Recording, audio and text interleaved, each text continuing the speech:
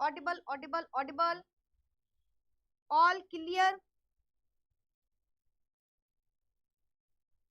All right. एक बार मैं भी देख लेती हूँ जरा। चलो भाई, perfect perfect perfect, all right all right.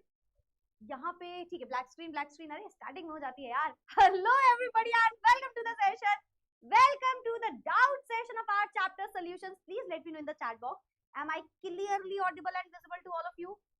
All clear कि अभी भी ब्लैक स्क्रीन है? ब्लैक स्क्रीन क्यों लिख रहे हो यार? अब तो सही हो गया होगा। All clear, all clear, perfect.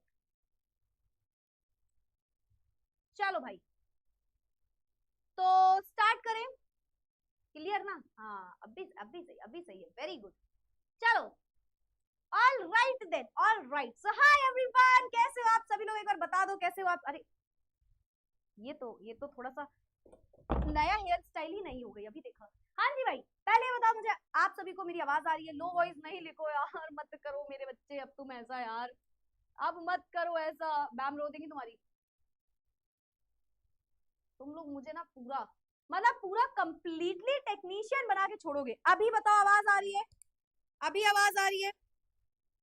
Hello hello hello hello, अभी आवाज सही हुई? अब सही हुई तो बता दो एक बार, अभी सही हुई आवाज? ओके ना, ओके ना? चलो, perfect perfect perfect, all right all right. So start करें, स्टार्ट करें। चलो भाई, तो शुरू करते हैं आज के सेशन को। आज क्या पढ़ना है मैम? आज हमें पढ़ना है डाउट सेशन। आज आपके जितने भी डाउट्स हैं, तुम्हारी जितनी भी मन में चीजें है ना, ऐसा क्यों हुआ, वैसा क्यों हुआ, उसका सोल्यूशन बेटा मेरे पास नहीं है, पर सोल्यूशन चैप्टर में जितने भी तुम्हारे डाउट्स हैं उसका सोल्यूशन मैम के पास है।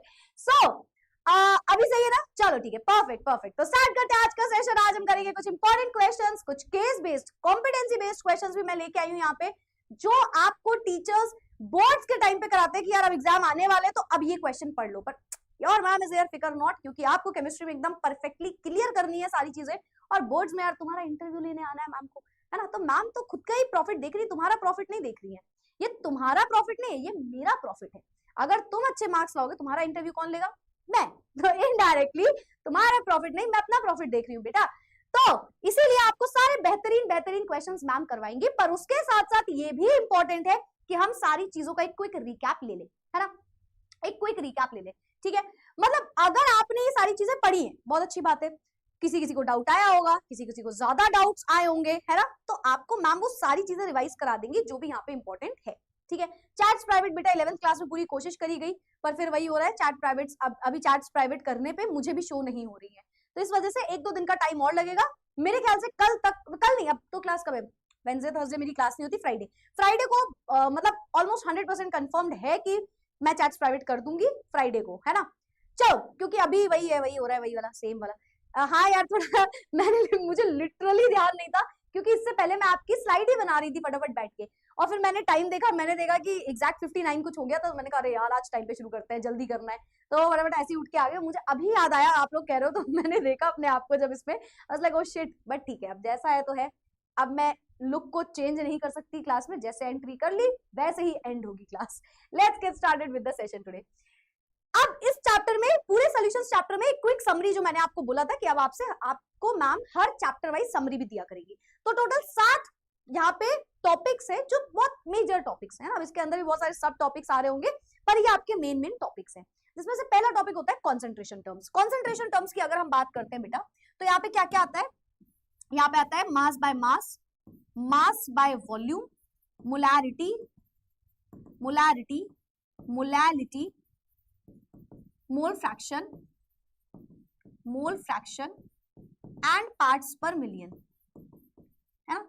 ये आपके पास कंसंट्रेशन टर्म्स थे। कंसंट्रेशन टर्म्स हम क्यों करते हैं? कंसंट्रेशन टर्म्स हम पढ़ते हैं क्योंकि जितने भी हमारी रिएक्शंस होती है वो किसी सोल्यूशन में हो रही होती है, एंड जो हमारा सोल्यूशन होता है उसमें कितना सॉल्यूट है, कितना सॉल्वेंट है, इसमें कितने नंबर ऑफ मोल्स लिए हैं, किसका वॉल्यूम कितना है, ये जो कैलकुलेशंस होती है ये निकालने के लिए हम पढ़ते हैं कंसंट्रेशन टर्म्स, ठीक है?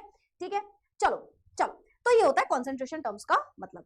अब कंसंट्रेशन टर्म्स में मास बाय मास का मतलब क्या होता है? कितना मास ऑफ सॉल्यूट प्रेजेंट है 100 ग्राम ऑफ सॉल्यूशन में, उसको आप बोलते हो mass by mass. Mass by volume, कितना मास प्रेजेंट है सॉल्यूट का इन क्या बोलते हैं 100 ml ऑफ सॉल्यूशन। मोलैरिटी क्या होता है? Number of moles of solute present in 1 litre of solution. Molarity क्या होता है? Number of moles of solute present in 1 kilogram of solvent. Mole fraction क्या होता है? जिसके भी मोल फ्रैक्शन निकालने उसके number of moles divided by total के नंबर ऑफ मोल्स, जिसकी कोई यूनिट नहीं होती। पार्ट्स पर मिलियन, अगर हम बोलते हैं किसी चीज को कि बहुत छोटे अमाउंट में बहुत ज्यादा डाइल्यूशन और थोड़ा सा कॉन्सेंट्रेशन है किसी चीज का, तो उसके लिए हम निकालते हैं पार्ट्स पर मिलियन, जिसके लिए हमें जो भी मास परसेंटेज आपने पढ़ा है उसी को 10 की पावर 6 से मल्टीप्लाई कर दिया होता है। अब आते हैं हेनरीज लॉ। हेनरीज लॉ क्या है? हेनरीज लॉ गैसेस पे लगता है, गैसेस पे लगता है ना। जब हम बात करते हैं गैसेस इन लिक्विड्स की, लिक्विड्स में गैसेस को डालते हैं तो उस टाइप के सोल्यूशन में हमें एक लॉ पढ़ना होता है जो कि होता है हेनरीज लॉ। हेनरीज लॉ का फॉर्मूला क्या होता है? फॉर्मूले से ही आप समझ भी सकते हो। ये कहता है कि जो प्रेशर, एक्सटर्नल प्रेशर होगा किसी भी गैस का, P external of any of the gas, वो डायरेक्टली प्रोपोर्शनल होगा उसके मोल फ्रैक्शन के।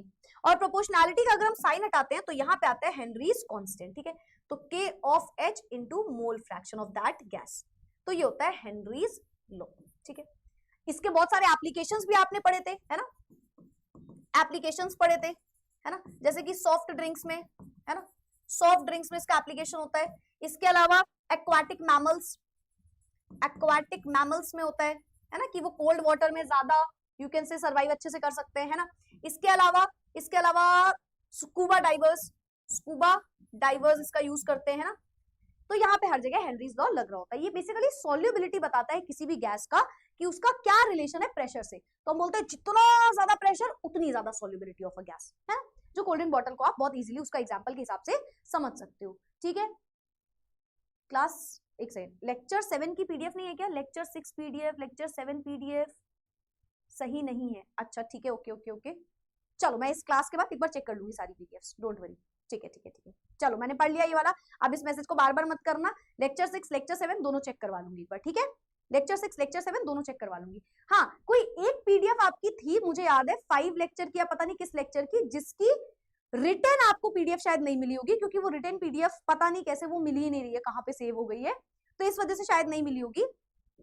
बाकी आपका अगर 6 या 7 में कोई दिक्कत आ रही है तो मैं एक बार चेक करवा लूंगी, ठीक है। चलो हाँ, एनॉक्सिया वगैरह बीमारी हो जाती है, बेंड्स की बीमारी हो जाती है ना। डीप अंडर द सी जाओगे तो बेंड्स की बीमारी हो जाएगी, और हाई ऑल्टीट्यूड में जाओगे तो एनॉक्सिया हो जाएगा, ठीक है। तो ये हमारा हेनरीज लॉ होता है। थर्ड आता है बेटा हमारे पास राउल्ट्स लॉ। राउल्ट्स लॉ क्या कहता है? राउल्ट्स लॉ कहता है मैम, राउल्ट्स लॉ कहता है, सिंपल सी बात है कि मैम प्रेशर और ये जो मोल फ्रैक्शन है इसी का रिलेशन बताता है। ये कहता है कि अगर प्रेशर ऑफ ए निकाल रहे हो तो वो डायरेक्टली प्रोपोर्शनल होगा मोल फ्रैक्शन ऑफ ए के, है ना। और प्रोपोर्शनैलिटी का साइन हटेगा तो is equals to P naught of A zeta A, ठीक है। और यहीं पे आप अगर दूसरे फॉर्मूले निकालोगे P of B is equals to P not of B zeta B, ठीक है। ये होता है ideal non ideal solutions. Ideal solution जो ओबे करते हैं राउल्ट्स लॉ को, नॉन आइडियल जो ओबे नहीं करते हैं राउल्ट्स लॉ को। आइडियल सॉल्यूशन जो है ये वो सॉल्यूशन है जिसमें P of S is equals to हो जाता है, यहीं पे लिख दे रही हूँ आइडियल का मतलब वो सॉल्यूशन जिसमें P of S is equals to P nought A zeta A plus P nought B zeta B हो जाता है। ये होते हैं हमारे आइडियल सॉल्यूशन। और नॉन आइडियल दो टाइप के होते हैं, या तो पॉजिटिव डेविएशन दिखाएंगे राउल्ट्स लॉ से या तो नेगेटिव डेविएशन दिखाएंगे राउल्ट्स लॉ से, ठीक है। या तो पॉजिटिव डेविएशन दिखाएंगे या तो नेगेटिव डेविएशन दिखाएंगे राउल्ट्स लॉ से। पॉजिटिव डेविएशन का मतलब है P ऑफ S ग्रेटर हो जाएगा इस पूरी वैल्यू से, और नेगेटिव मतलब P ऑफ S लेसर हो जाएगा इस पूरी वैल्यू से। और साथ ही साथ नॉन आइडियल की अगर हम बात करें तो या तो पॉजिटिव डेविएशन दिखाते हैं या तो नेगेटिव। पॉजिटिव डेविएशन में हम क्या बोलते हैं कि ma'am delta H of mixing जो है greater than 0, delta S of mixing जो है ग्रेटर देन 0, है ना। P of S greater than P nought A zeta A, P nought B zeta B, ये आप लिख लोगे, है ना। Yes ma'am. इसके अलावा सब कुछ ग्रेटर देन 0 हो जाता है। अच्छा एक और चीज, A के बीच का इंटरैक्शन B के बीच का इंटरैक्शन ग्रेटर होता है AB के इंटरैक्शन से। नेगेटिव डेविएशन में just opposite, delta H mixing less than 0, delta S mixing less than 0, delta V mixing less than 0, P of S less than P not of A zeta है ना। A का interaction B का interaction less than A और B का interaction. तो ये पूरा positive और नेगेटिव डेविएशन होता है। इन दोनों के ग्राफ्स इंपॉर्टेंट है, ग्राफ हमेशा याद रखना। फिर आए थे हम कॉलिगेटिव प्रॉपर्टी में। कुल मिला के हमने 4 कॉलिगेटिव प्रॉपर्टी पढ़ी थी। कौन कौन सी? ऐसे कर देंगे, इसको यहाँ पे जगह नहीं बचेगी तो ऐसे करते हैं, 1 2 फिर 3 और फिर 4। पहली कॉलिगेटिव प्रॉपर्टी थी relative lowering in vapour pressure. दूसरी colligative property elevation in boiling point. तीसरी क्या थी? डिप्रेशन। चले मत जाना बेटा, इन फ्रीजिंग पॉइंट है ना, केमिस्ट्री ले ली, साइंस ले ली तो बनता है मैम, नहीं। Depression in freezing point, osmotic pressure. सारी की सारी प्रॉपर्टी क्या है मैम? ये वो प्रॉपर्टी होती है जो डिपेंड करती है नंबर ऑफ मोल्स पार्टिकल पे, नंबर ऑफ पार्टिकल पे सॉल्यूट के नंबर ऑफ पार्टिकल्स पे जो भी चीजें डिपेंड करती हैं वो हमारी होती है कॉलिगेटिव प्रॉपर्टीज, ठीक है, which depends on number of solute particles, वो होती है हमारी कॉलिगेटिव प्रॉपर्टी, ठीक है। Relative lowering in vapour pressure का फॉर्मूला क्या होता है? ये होता है P not of A minus P of S upon P not of A is equals to mole fraction of P। Elevation in boiling point delta TB is equals to KB into M। Also delta TB जो होता है वो होता है TB minus T not of B, ठीक है। Depression in freezing point का formula क्या होता है? Delta TF is equals to KF into M, ठीक। और क्या होता है? Delta TF is equals to T not of F minus T of F। जहां जहां नॉट लगा है वो प्योर चीज के बारे में बात कर रहे हैं, या तो प्योर का टेम्परेचर, प्योर का प्रेशर, प्योर चीज के बारे में बात कर रहे हैं, ठीक है। चलो, osmotic pressure pi is equals to MRT, कई बुक्स में CRT लिखा रहता है, यहाँ पे R की वैल्यू 0.0821 वाली हमें लेनी होती है, ठीक है, लीटर ATM लिख लेना, ठीक है। ये हो गया। तो ये चारों के चारों कॉलिगेटिव प्रॉपर्टी है। वैन टॉफ फैक्टर क्या है? करेक्शन फैक्टर था, याद है? वैन टॉफ फैक्टर क्या था? करेक्शन फैक्टर है ना। तो कई बार कॉलिगेटिव प्रॉपर्टी में हमें कुछ गलती देखने को मिल जाती है, उसके लिए हम वैन टॉफ फैक्टर को लेके आते हैं, ठीक है। आई से इसको डिनोट करते हो, ठीक है, एब नॉर्मल कॉलिगेटिव प्रॉपर्टी की वजह से। आई होता क्या है मैम? नंबर ऑफ पार्टिकल्स, लिख लेना, लिख लेते हैं, number of particles after dissociation या फिर association divided by number of particle before dissociation या एसोसिएशन, ठीक है। तो ये होता है, तो आफ्टर अपॉन बिफोर होता है बेसिकली, मैम ने बोला क्या होता है? आफ्टर अपॉन बिफोर, ठीक है। अच्छा, बाकी सारी कॉलिगेटिव प्रॉपर्टीज में आई से मल्टीप्लाई कर देना, है ना। तो ये बताने की जरूरत नहीं है, सारी कॉलिगेटिव प्रॉपर्टी में आई से मल्टीप्लाई हमें करना पड़ता है यहाँ पे। इसके अलावा हमने एक और चीज पढ़ी थी, इसके अलावा हमने क्या पढ़ा था कि वैन टॉफ फैक्टर एक और तरीके से निकलता है। कैसे निकलता है? अच्छा, अगर ग्रेटर देन 1 होता है तो डिसोसिएशन कह रहे होते हैं, है ना, और अगर लेस देन 1 होता है तो एसोसिएशन कह रहे होते हैं, ठीक है। अच्छा, डिग्री ऑफ डिसोसिएशन अल्फा की एक वैल्यू होती है, डिग्री ऑफ डिसोसिएशन, ये कैसे निकलता है? I minus 1 upon N minus 1। तो कभी डिग्री ऑफ डिसोसिएशन बोला जाए तो हमें ये लगाना पड़ता है, ठीक है। तो ये हमारे वैन टॉफ फैक्टर की बात हो गई। लास्ट में आते हैं अजियोट्रोपिक मिक्सचर। क्या मतलब होता है इनका? मैम, ये वो मिक्सचर्स होते हैं, mixtures having constant boiling point, constant boiling जिसमें रिसीव हो जाए हमें, है ना, उसे हम बोलते हैं, वो हमारे अजियोट्रोपिक मिक्सचर्स हैं, ठीक है। अजियोट्रोपिक मिक्सचर कौन दिखाते हैं? Non ideal solution, non ideal, या तो पॉजिटिव डेविएशन या तो नेगेटिव डेविएशन, या तो पॉजिटिव डेविएशन होता है या तो नेगेटिव डेविएशन होता है, ठीक है। कांस्टेंट बॉइलिंग जब अचीव हो जाए, और they can not be separated fractional distillation से, फ्रैक्शनल डिस्टिलेशन से कैन नॉट बी सेपरेटेड, इन्हें हम सेपरेट नहीं कर सकते। फ्रैक्शनल डिस्टिलेशन से अगर हम चाहें इनको अलग करना तो हम अलग नहीं कर पाएंगे, ठीक है।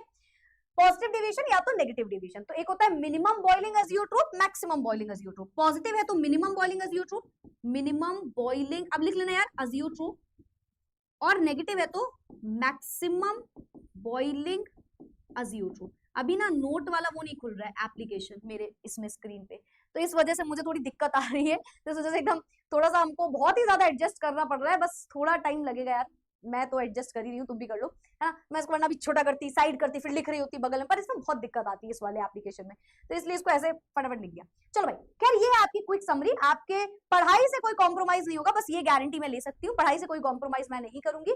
तो ये है पूरी की पूरी समरी। अब तुम्हें पता है तुम्हें चैट बॉक्स में क्या लिखना है। अब मुझे बताओ, सबको ये चीज समझ में आ गई बेटा? बताओ, अजियोट्रोपिक का ग्राफ थोड़ा, ग्राफ बेटा जो एज इट इज उसको पढ़ लो, ग्राफ से इतने क्वेश्चंस नहीं आएंगे आपको अजियोट्रोप्स में, ठीक है। वो एज इट इज जो लिखा है बस उसको पढ़ लेना, जो ग्राफ है उसको एक बार देख लो, दैट्स इट, जितना उसमें बताया था मैंने। पॉजिटिव नेगेटिव डाउट्स, आपने नॉन आइडियल का ग्राफ पढ़ा ना, पॉजिटिव नेगेटिव, एक बार जाके वो देखो और फिर जाके ग्राफ देखो, अपने आप समझ जाओगे।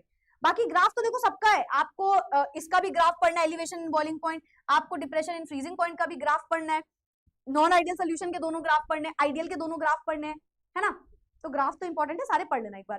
क्लियर क्लियर, मजा आई, चैप्टर की क्विक समरी हो गई, दिमाग में बैठ गया चैप्टर, यही टॉपिक्स हैं।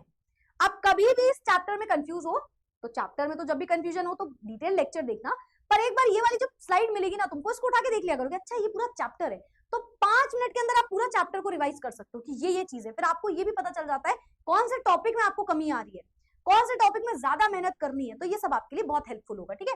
चलो भाई, बाकी सॉरी फॉर द खराब राइटिंग, क्योंकि आपको पता है ये नोट ओपन नहीं हो रहा है, तो इसमें जब लिखो तो इसमें अपने आप ही वो शिवर करके लिखने लग जाता है, पता नहीं कैसे, लग रहा है मैं शिवर कर रही हूँ तो मैं लिख रही हूँ, तो ठीक है कोई नहीं, पर चलो आगे बढ़ते हैं। चलो भाई, अब कुछ क्वेश्चन करते हैं, मैं आपको बता दूं इसमें बहुत सारे केस बेस्ड क्वेश्चंस भी है, कॉम्पिटेंसी बेस्ड क्वेश्चंस भी है, प्रीवियस ईयर क्वेश्चन भी है, इंपॉर्टेंट क्वेश्चन भी है, और तुम्हारे लिए होमवर्क क्वेश्चन भी है, पर जितने इंपॉर्टेंट क्वेश्चन है वो मैं क्लास में ही कराऊंगी।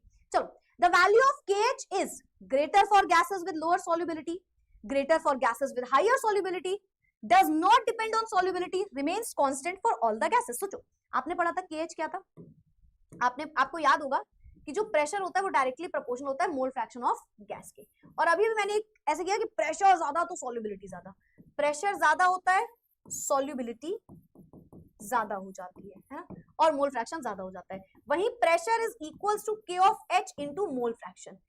अब क्योंकि प्रेशर ये डायरेक्टली प्रोपोर्शनल है, पर K of H inversely proportional होता है मोल फ्रैक्शन के, और वही K of H जो है वो इनवर्सली प्रोपोर्शनल होता है सॉल्युबिलिटी के। अगर आपको याद हो, हमने ये पूरी चीजें पढ़ी थी हेनरीज लॉ को पढ़ते टाइम, कि सॉल्युबिलिटी में प्रेशर तो डायरेक्टली प्रोपोर्शनल है, पर हेनरीज कांस्टेंट इनवर्सली होता है। देखो ना, हेनरीज कांस्टेंट को एक साइड रखो, इसको यहां ले आओ तो ये इनवर्सली हो जाएगा ना, इसको यहां लाना पड़ जाएगा ना, इनवर्सली प्रोपोर्शनल, तो ये इनवर्सली प्रोपोर्शनल होता है। तो क्या लिखा है ऑप्शन में, देखते हैं, greater for gases with lower solubility, एकदम सही बात है, अगर सॉल्युबिलिटी कम है तो K of H ज्यादा हो जाता है, और इसी के बेसिस पे ग्राफ पढ़ा था, अगर याद हो, ऐसे करके ग्राफ पढ़ा था, है ना, कि इंक्रीज तो तीनों में होता है ना, ऐसे करके पढ़ा था कि इंक्रीज तो तीनों में होता है, यहाँ पे हीलियम था शायद, यहाँ पे नाइट्रोजन, यहाँ पे ऑक्सीजन, ऐसे करके कोई 3 आपको मैंने वैल्यूज भी बताई थी, है ना, कि इंक्रीज तो मैम तीनों में होगा, पर K of H की अगर बात कर लोगे तो वो इनवर्सली प्रोपोर्शनल होता है, तो कोई कोई नीचे वैल्यू आ रही होगी, तो जिसके K of H की वैल्यू कम थी वो ग्राफ में ऊपर था, और जिसके K of H की वैल्यू ज्यादा थी वो ग्राफ में नीचे था, ठीक है। तो सॉल्युबिलिटी के इनवर्सली प्रोपोर्शनल होता है। परफेक्टली क्लियर, आगे बढ़ जाएं, A is the right option. An aqueous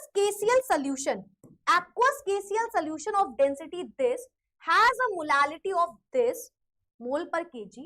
The molarity of the solution in mole per liter will be। बहुत बढ़िया क्वेश्चन है, बड़ा ही प्यारा क्वेश्चन दिख रहा है, निकालना मोलारिटी है पर आसान नहीं है, आसान नहीं है, मतलब नॉर्मल मोलारिटी जो निकालते हैं वैसा नहीं है ना। Aqueous solution of KCl having density this, क्योंकि डेंसिटी दी हुई है, देखो सोल्यूशन की कितनी है 2.40, ठीक है, ग्राम पर ml, has a molality of this mole per kg, molality is equals to 6.60 मोल पर kg, 6.60 मोल पर kg, मतलब इतना मोल है, 6.60 मोल्स है इन मोलालिटी, मतलब 1000 ग्राम ऑफ सॉल्वेंट या 1 किलोग्राम ऑफ वाटर में, है ना, 1 किलोग्राम वाटर में, ठीक है।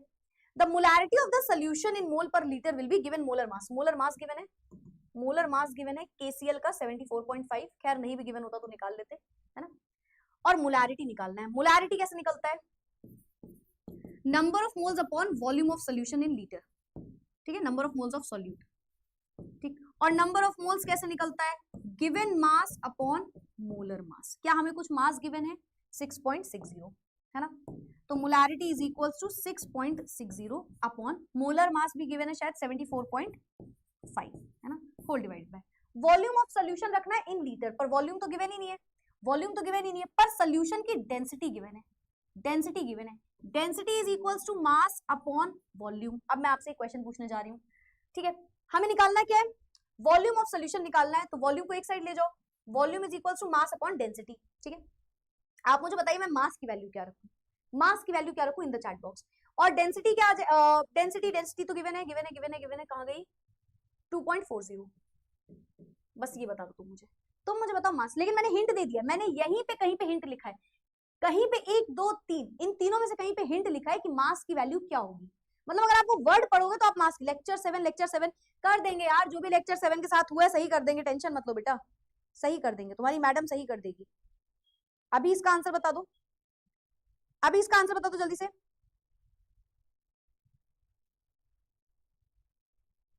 जल्दी जल्दी से बता दो इन the chat box, in the chat box.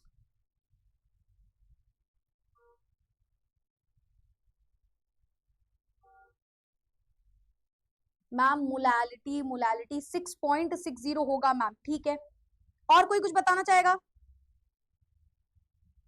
और कोई कुछ भी बताना चाहेगा? मैं बस ये बोल सकती हूँ सबने गलत आंसर दिया है।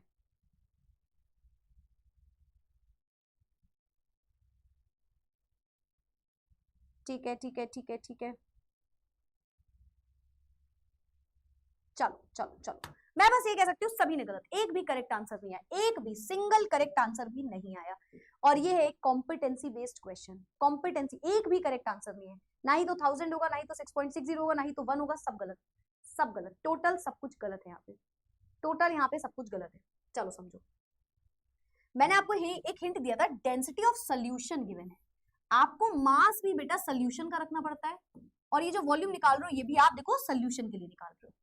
सोल्यूशन का मास क्या होता है, mass of solution is equals to mass of solute, mass of solute plus mass of solvent. Mass of solute क्या है, अब समझना, यहां से इसको हटा दो, अभी इसको हटा दो। अब बताओ मास ऑफ सॉल्यूट क्या है, मास ऑफ सॉल्यूट क्या है, नहीं पता मैम, लेकिन नंबर ऑफ मोल्स तो पता है, number of mole is equals to given mass of solute upon given mass upon molar mass. Number of mole कितना है 6.60, given mass upon molar mass, ये सॉल्यूट का ही तो मास होता है, यहां से आप निकाल सकते हो। मोलर मास कितना है, molar mass, molar mass, molar mass 74.5, 74.5। इसको उठा के यहाँ पे रखो, सॉल्यूट का मास, दिस इज सॉल्यूट का मास, तो सॉल्यूट कितना है 6.60 मल्टीप्लाई बाय 74.5 प्लस सॉल्वेंट का मास कितना है, ये रहा सॉल्वेंट का मास, सॉल्वेंट का मास, मास ऑफ सॉल्वेंट इज 1000, क्योंकि ग्राम के टर्म्स में ले रहे हो, दिस इज 1000 ग्राम, 1000 ग्राम, ये रखना है जो किसी ने भी नहीं किया, और यहीं से आएगा मास ऑफ सोल्यूशन। इसे कैलकुलेट करो, अभी आया, अभी किसे किसे समझ में आया, सबने गलत आंसर, एक भी करेक्ट आंसर नहीं आया था, एक भी करेक्ट आंसर नहीं आया था। मैं टाइम बचाने के लिए कैलकुलेटर यूज करती हूँ, आपको भाई आंसर एक भी बार कैलकुलेटर से कोशिश किया करो, मत करो। 74.5 प्लस 1000, तो ये आएगा 1491 समथिंग, 1491 समथिंग। कितने लोगों को आया पहले बताओ, कितने लोगों को आया, कितने लोगों को आया, ये आया समझ में? किसी ने करेक्ट आंसर नहीं दिया। 1491, 1491 मास ऑफ सोल्यूशन। अब इसको उठा के रखो, अब इसको उठा के यहां पे रखो, इसको उठाओ और इसको ले जाओ यहाँ पे, मास ऑफ सोल्यूशन 1491। अब वॉल्यूम की जगह रखा जाएगा, तो यहां से हमें निकालना है molarity which is number of moles upon this. अच्छा, नंबर ऑफ मोल्स डायरेक्टली भी गिवन है, 6.60 मोल्स है ना, तो रख दो डायरेक्ट, कोई दिक्कत नहीं है। 6.60 upon upon upon upon volume of solution in litre, ये रहा volume of solution in litre, यहाँ पे उठा के रख दो, कितना रहा 1491 अपॉन 2.40, तो यहां से आ जाएगी मोलैरिटी, यहां से आ जाएगी मोलैरिटी, मोलैरिटी, मोलैरिटी, मोल्स ऐसे लिख देना आंसर। बताओ कितनों को आया, बताओ कितनों को आया क्वेश्चन, कितने लोगों को ये क्वेश्चन आया? हाँ, लीटर के टर्म में, लीटर में नहीं किया क्या हमने कन्वर्ट, ग्राम में कर दिया था ना, ml, हाँ हाँ, तो 1000 से डिवाइड कर देना लीटर में करने के लिए, डिवाइड बाय 1000, ठीक है, 1000 से डिवाइड कर देना लीटर में करने के लिए। चलो भाई, तो ये आ जाएगा 1/1000, फिर 1000 और 2.40 ऊपर चला जाएगा और नीचे वैल्यू रह जाएगी। अब बताओ किसे किसे आया, रिपीट करूं? कोई तो लिख रहा है रॉन्ग, मतलब खुद गलत करो तो रॉन्ग लिख दो। जैसे ही खुद गलत किया हमने हमने रॉन्ग लिख दिया, ये क्या बात होती है? हाँ, ये क्या बात होती है? किसे किसे समझ में आया बताओ, क्लियर हुआ? मोलर मास 74.5 होगा, यस। नहीं आया, रिपीट करो रिपीट करो रिपीट करो। चलो रिपीट करते हैं, देखो समझो क्वेश्चन को। उसने बोला एक केसीएल सोल्यूशन है, उसकी डेंसिटी दे दी और उसने बोल दिया मोलालिटी ऑफ दिस दिस। अच्छा, मोलालिटी का मतलब क्या? मोलालिटी तो कुछ निकालना ही नहीं है, तो आप उसका क्या लेना देना? तो हम मोलालिटी की डेफिनेशन याद करेंगे, number of moles of solute present in 1 kilogram of solvent, या फिर number of moles of solute present in 1000 gram of solvent. तो यानी कि इतने मोल्स प्रेजेंट है 1 किलोग्राम सॉल्वेंट में। वाटर या सॉल्वेंट कुछ भी लिख लो, सॉल्वेंट लिख दो चलेगा, ठीक है, सॉल्वेंट लिख दो। एक्वस दिया है क्या? एक्वस एक्वस एक्वस देख लो, अगर एक्वस दिया वाटर लिख दो, नहीं दिया तो सॉल्वेंट लिख दो, कोई दिक्कत नहीं है, सॉल्वेंट। ठीक, अब हमें डेंसिटी दे दी तो डेंसिटी से वॉल्यूम तो निकल सकता है, पर वॉल्यूम किसका निकालोगे? सॉल्यूशन का। डेंसिटी भी सॉल्यूशन की है तो मास भी सॉल्यूशन का रखना पड़ता है यहाँ पे। अगर आप डेंसिटी सॉल्यूशन की रख रहे हो, आप वॉल्यूम सॉल्यूशन का निकाल रहे हो, तो मास भी सॉल्यूशन का ही निकालना पड़ेगा, पर सॉल्यूशन का मास तो गिवन ही नहीं है, तो हमें पता है सॉल्यूट प्लस सॉल्वेंट से सॉल्यूशन का मास निकल जाता है। चलो ठीक है मैम, सॉल्वेंट का मास ये रहा, सॉल्यूशन का मास हमें नंबर ऑफ मोल्स पता है, तो number of mole given mass upon molar मास, तो मास ऑफ सॉल्यूट यहां से निकल आएगा, सॉल्यूट का मास। यहां से सॉल्यूट का मास उठाया, उस सॉल्यूट के मास को उठा के यहाँ पे पुट कर दिया, ये था सॉल्यूट का मास, ये था सॉल्वेंट का मास ग्राम के टर्म में, तो ये ओवरऑल मास ऑफ सॉल्यूशन आ गया ग्राम के टर्म में। अब वॉल्यूम निकालो तो given mass upon volume of solution, तो यहाँ पे डेंसिटी इधर आ जाएगी, डेंसिटी की वैल्यू रख दी, तो एक ग्राम पर एमएल में आपने निकाल लिया, ग्राम में, और देखो एमएल में, ये आपने ग्राम पर एमएल में निकाला है, देखो देखो देखो, डेंसिटी एमएल में थी तो ग्राम पर एमएल में निकला है, ग्राम ग्राम पर एमएल में निकला है, ग्राम ग्राम कैंसिल आउट हो जाएगा, बचेगा एमएल, तो लीटर में कन्वर्ट करने के लिए 1000 से डिवाइड कर दिया, कुछ नहीं, बाकी तो वही था, नंबर ऑफ मोल्स अपॉन ये, नंबर ऑफ मोल आपको डायरेक्टली गिवन है, नंबर ऑफ मोल आपको डायरेक्टली गिवन है, कितना गिवन है? 6.60, तो ये आपका आंसर होगा। अब बताओ कितने लोगों को आया? 1.844 आ रहा है मैम, जो भी आ रहा है बेटा एक बार लिख लेना, जो भी आ रहा है इसको एक बार आपको चेक करना होगा। अब मुझे बताओ किसे किसे समझ में आया, किसे किसे समझ में आया,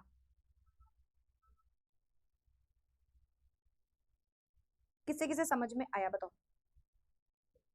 अच्छे से आया? अच्छे से आया बोलो। ये अगर मैं इसको नोट करूंगी तो आपको कुछ ऐसा दिखेगा, 6.60 अपॉन 1491 है ना, अपॉन 2.40 इंटू 1 अपॉन 1000, ठीक है। फिर इस पूरे को ऊपर लेके जाओगे आप, है ना, तो 6.60 इंटू 2.40 है ना, कैलकुलेट तो वैसे कर लेना, पर फिर भी मैं जो भी दिख रहा है यहाँ पे वो लिख दे रही हूँ, 10.62 समथिंग आ रहा होगा, 10.623 समथिंग समथिंग ऐसा आ रहा होगा, 10.623 10.61 के आसपास कुछ आंसर आ रहा होगा। अभी आया समझ में? मोलैरिटी निकालनी थी, पर बढ़िया क्वेश्चन, और ये कॉम्पिटेंसी बेस्ड क्वेश्चन है बेटा। कॉम्पिटेंसी बेस्ड क्वेश्चन का मतलब समझते हो? Competency based question, what do you understand by competency based question? आपको पता है इस बार बोर्ड ने कितना % कॉम्पिटेंसी बेस्ड क्वेश्चन कर दिए हैं? ये पता है किसी को? अब बोर्ड्स में मैक्सिमम % ऑफ क्वेश्चन सीबीक्यू होते हैं, which means competency based questions. आपने मेरे मुंह से या किसी ना किसी के मुंह से ये बात जरूर सुनी होगी कि यार बोर्ड्स का लेवल ना डिफिकल्ट होता जा रहा है, पर उसका मतलब क्या होता है? उसका मतलब क्या होता है? उसका मतलब होता है कॉम्पिटेंसी बेस्ड क्वेश्चन बढ़ते जा रहे हैं, मतलब लेवल इतना नहीं बढ़ रहा है, पर क्वेश्चन के टाइप बदलते जा रहे हैं, इस टाइप का अलग से घुमा के क्वेश्चन देने लगे हैं। मोलैरिटी जैसा कॉन्सेप्ट कौन सोच सकता है कि उसमें आपको 5 मिनट लग जाएगा? कौन सोच सकता है? सोचो, मैं कह रही हूँ 2 मिनट भी लग रहा है तो आपको ज्यादा टाइम लग रहा है इसमें, ऑब्वियस सी बात है ना, है ना? तो 50% से ऊपर हो गया ना, यस यस। तो अभी तो बड़ा सिंपल सी बात है कि अगर मैम हमने मोलैरिटी में, सोचने में कैसा लगता है मोलैरिटी के क्वेश्चन में भाई कितना ही टाइम लग जाएगा, पर देखो टाइम लगा, और मैं आपको गारंटी के साथ कहती हूँ ये बात, मैं आपको गारंटी के साथ कहती हूँ ये बात कि 1 से 2% ही स्टूडेंट होते हैं जो इसका आंसर एक बार में निकाल लेते हैं। आप बोलोगे मैम ये क्या बात है, इतना भी बड़ा क्वेश्चन नहीं है, चलो सच में नहीं होगा, पर बोर्ड्स में जाके तुम बैठ के अलग अलग से थॉट्स पैनिक और इतना जल्दबाजी में होते हो कि मैक्सिमम स्टूडेंट्स ये गलत करके आ जाएंगे। अगर ये आ जाएगा तो, अगर आप इस टाइप के क्वेश्चन प्रैक्टिस नहीं करोगे, नहीं करो, ये कंडीशन है, अगर किसी बच्चे ने इस टाइप के क्वेश्चन प्रैक्टिस नहीं किए होंगे और ये क्वेश्चन आ जाएगा तो 1% ही स्टूडेंट होंगे जो इसको अटेम्प्ट कर पाएंगे, ठीक है। अब आप ही देख लो, इतने सारे स्टूडेंट थे, एक करेक्ट आंसर नहीं आया था मास ऑफ सॉल्यूशन का, तो अगर आप वही गलत निकालोगे तो आप आंसर कैसे सही करोगे? ठीक है, तो this is important to understand. Physical chemistry को आसान सब कहेंगे, पर फिजिकल, अच्छा एमसीक्यू था क्या? अच्छा तो मैं इतना क्या सॉल्व कर रही थी बैठ के 10.61 समथिंग आ रहा होगा, ठीक है, चलो चलो ठीक है। तो भाई थोड़ा सा ध्यान देना, इंपॉर्टेंट क्वेश्चन था। Which of the following gases has the lowest value of Henry's law constant? मैं डायरेक्टली बता दे रही हूँ, आप सर्च कर लेना, मतलब सर्च कर रही हूँ आप इसको लिख लेना, सर्च मतलब सर्च भी करना चाहो कर लो, एक एक वैल्यू देख लिया करो। पर आपने अगर ग्राफ बनाया तो आपको याद भी होगा, हीलियम का सबसे कम होता है अगर इन तीनों के कंपैरिजन में देखो, और कार्बन डाइऑक्साइड तो बहुत ही कम होता है, 1.4 समथिंग होता है इसका पर केजी के हिसाब से अगर मैं बताऊं तो बहुत ही कम होता है इसका के ऑफ एच की वैल्यू, ठीक है, तो कार्बन डाइऑक्साइड, ठीक है। The vapor pressure of water at 300 Kelvin is in a closed container is this. If the volume of container is doubled, its vapor pressure at this will be. मैं आपको 1 minute का time दे रही हूँ, आपको पता है क्वेश्चन कितनी देर का है? 10 सेकेंड। आप सॉल्व करिए और मुझे बताइए इसका आंसर क्या होगा, ए बी सी या डी? ए बी सी या डी क्या लगता है हमारे बच्चों को? ए बी सी और डी, इसका आंसर क्या होगा? इसका आंसर क्या होगा? ए बी सी और डी क्या लगता है? सॉल्व कर लिया, सॉल्व कर लिया, समझ आया, समझ आया, सॉल्व किया? 10 सेकेंड से ऊपर टाइम लग रहा है? अगर लग रहा है तो बोल दो, अगर और टाइम चाहिए तो बता दो, और टाइम चाहिए तो, और टाइम चाहिए तो लिख दो मोर टाइम, या टाइम कुछ भी लिख दो, और टाइम चाहिए तो टाइम लिख दो। B A C D, B B B B C C, B B A D D, ठीक है ठीक है। The correct option, correct answer for this question is option number, बहुत सारे answers, option number B B B B B B C, C is the right answer. और maximum इसमें लगने चाहिए थे 10 सेकंड आपको। ए सी बहुत कम बच्चों ने चलो बी लिखा था, सॉरी सी लिखा था। Correct option is 0.4। क्यों? पढ़ो। Vapour pressure of water at 300 kelvin in a closed container is this, यानी कि किसी का वेपर प्रेशर दिया है हमें, अगर उसका if the volume of container is double it's vapour pressure will be, अगर इसका आपने वॉल्यूम डबल कर दिया कंटेनर का, सॉल्यूशन का नहीं, कंटेनर का, तो क्या होगा? कुछ नहीं होगा, कुछ नहीं होगा। क्यों नहीं होगा? कंटेनर तुम 10 लीटर का उठा लो, 50 लीटर का उठा लो, सॉल्यूशन में जब तक तुम कोई चेंजेस नहीं कर रहे हो, क्या फर्क? कंटेनर के वॉल्यूम से कोई फर्क नहीं पड़ता। तो जो भी वेपर प्रेशर है वो एज इट इज रहेगा, यानी कि 0.4 ही रहेगा।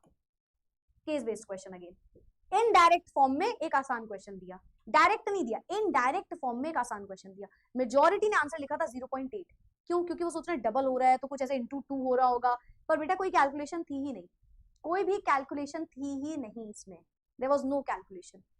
बढ़िया लग रहा है क्वेश्चन? देखो तुमसे कम से कम मैंने 10-15 क्वेश्चन करवा लिए टॉपिक वाइज, अब 10-15 क्वेश्चन करो जो केस बेस्ड है, कॉम्पिटेंसी बेस्ड है, सॉरी कॉम्पिटेंसी बेस्ड, और बढ़िया क्वेश्चन कह लो इनको, है ना? सी इज द राइट आंसर। इतना टाइम नहीं लेना था जितना आपने लिया। कंटेनर का वॉल्यूम, मैं कह रही हूँ 10 किलो का कंटेनर लो, क्या फर्क पड़ता है? सोल्यूशन, सॉल्वेंट, इन सबसे फर्क पड़ेगा। Correct option is option C. और मैं एक और बात बता दूं, बहुत सारे बच्चों ने सी लिखा था पर तुक्के में लिखा था, ये भी मैं बता दूं, तो वो भी समझ लो चीजों को। चलो next question, 1 mole of a liquid A and 2 moles of liquid B make a solution having total vapor pressure of 40 torr.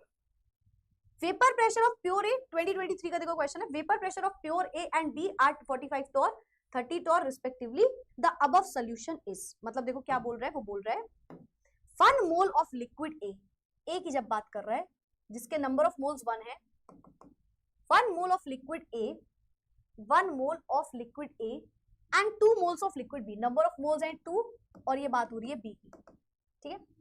Make a solution having total vapor pressure of this, यानी कि P of S जो निकल के आ रहा है, यानी कि P of A plus P of B करके वो आ रहा है उनके हिसाब से 40 टॉर, ठीक है, टॉर 40 टॉर इसकी यूनिट, जैसे एटीएम वगैरह होता है वैसे ही टॉर होता है, ठीक है, रिस्पेक्टिवली।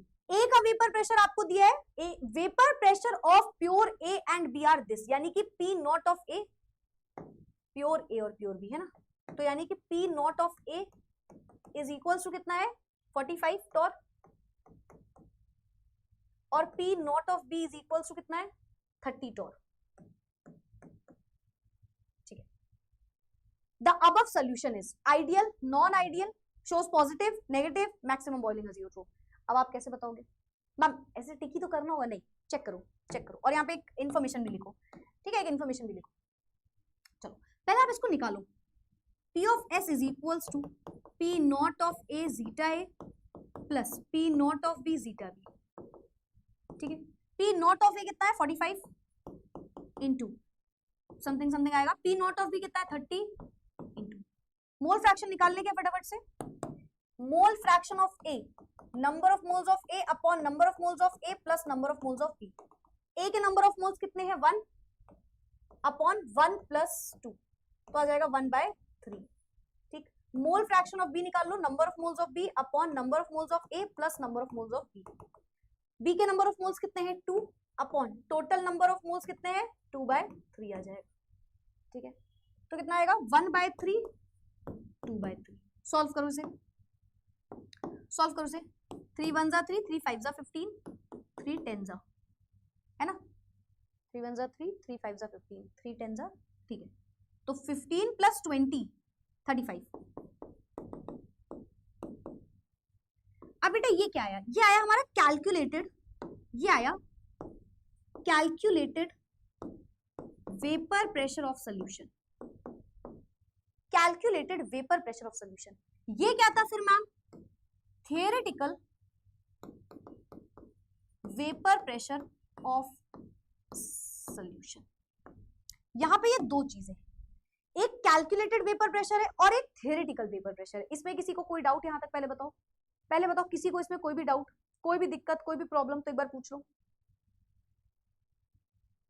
बताओ, कोई भी दिक्कत, कोई भी प्रॉब्लम, इसमें किसी को कोई भी दिक्कत प्रॉब्लम नहीं है? Very good. अब एक लाइन लिखिए, अब एक लाइन लिखिए, if calculated vapour pressure of solution is lesser than theoretical vapor pressure of solution, then it shows positive deviation from Raoult's law।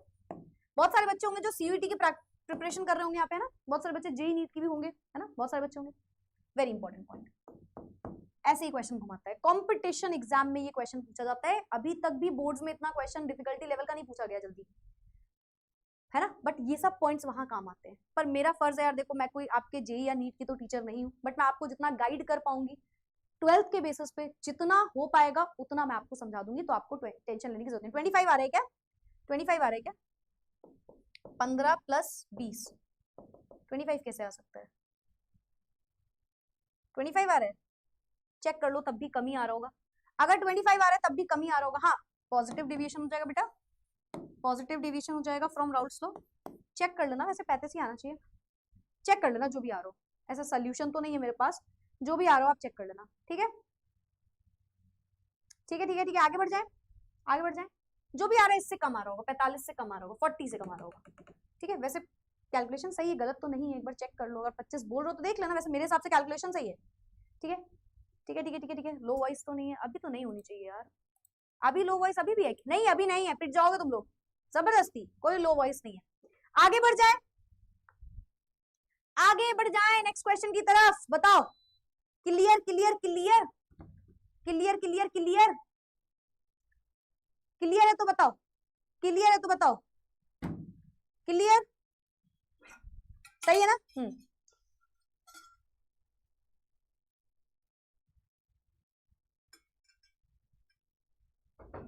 चलो परफेक्ट, आगे बढ़ते हैं।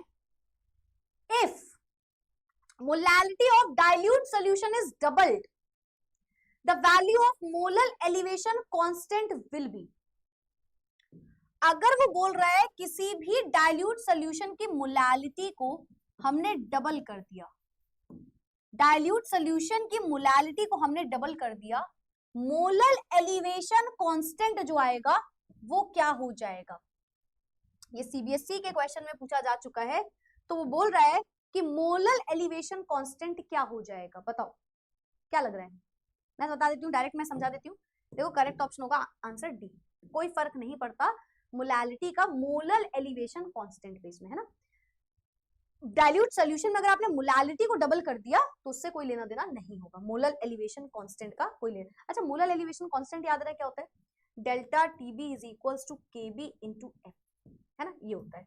यहाँ पे देखने में लग रहा है केबी और एम, लेकिन केबी होता क्या है, केबी होता है जितना भी डेल्टा टीवी लग रहा हो डिवाइडेड बाय मोलैलिटी। तो वो बोल रहा है अगर डाइल्यूट सोल्यूशन में आप लेके चले गए और इसको डबल कर दिया, डाइल्यूट सोल्यूशन में आप लेके चले गए और उसको डबल कर दिया, तो यहाँ पे कोई भी चीज चेंज नहीं होगी, तो it will remain unchanged only. चलो नेक्स्ट असर्शन रीजन का क्वेश्चन करें। Assertion reason, molarity decreases with increase in temperature, molarity of the solution is the number of mole of the solute per litre of the solution. बताओ क्या होगा, बहुत आसान है ये, तो आसान है, तो डिफिकल्ट नहीं है। बताओ, उसका आंसर डी था, अनचेंज रहेगा। अब इसको बताओ, कल टेस्ट है फिजिक्स का चैप्टर 1 का, स्कूल में full chapter. Oh my God, oh my God, कोई बात नहीं, हम में से कोई तुम्हारे मम्मी पापा को नहीं बताएगा ये बात, ठीक है। मैम पूकी शिपर है आपका, अच्छा सिपर, ये पूकी वूकी बातें मत किया करो मेरे से, ठीक है। ये सिपर वो पानी पीने की आदत बन नहीं पा रही थी, समझ रहे हो, पानी पीने की, और वो थोड़ा सा लड़कियों का होता है वो वाली हैबिट, हमें अच्छी बोतल मिलती है हम पानी पी लेते हैं, होता है ये, लड़कियों के साथ तो देखो होता है, तुमने बोल दे देखो फिर से मुझे मन हो गया। तो ये बोतल ऐसा होता है कभी कभी हमें पानी पीने की आदत नहीं है, बट जब हम ये बोतल देख लेते हैं कि चलो ठीक है बोतल अच्छी दिख रही, ठीक दिख रही है, एटलीस्ट ठीक दिख रही है, तो हम पानी पी लेते हैं, ऐसा हो जाता है। लड़की इन सब बातों में ना दिमाग मत पूछा करो, इसमें common sense left the chat किया करो बस, ठीक है।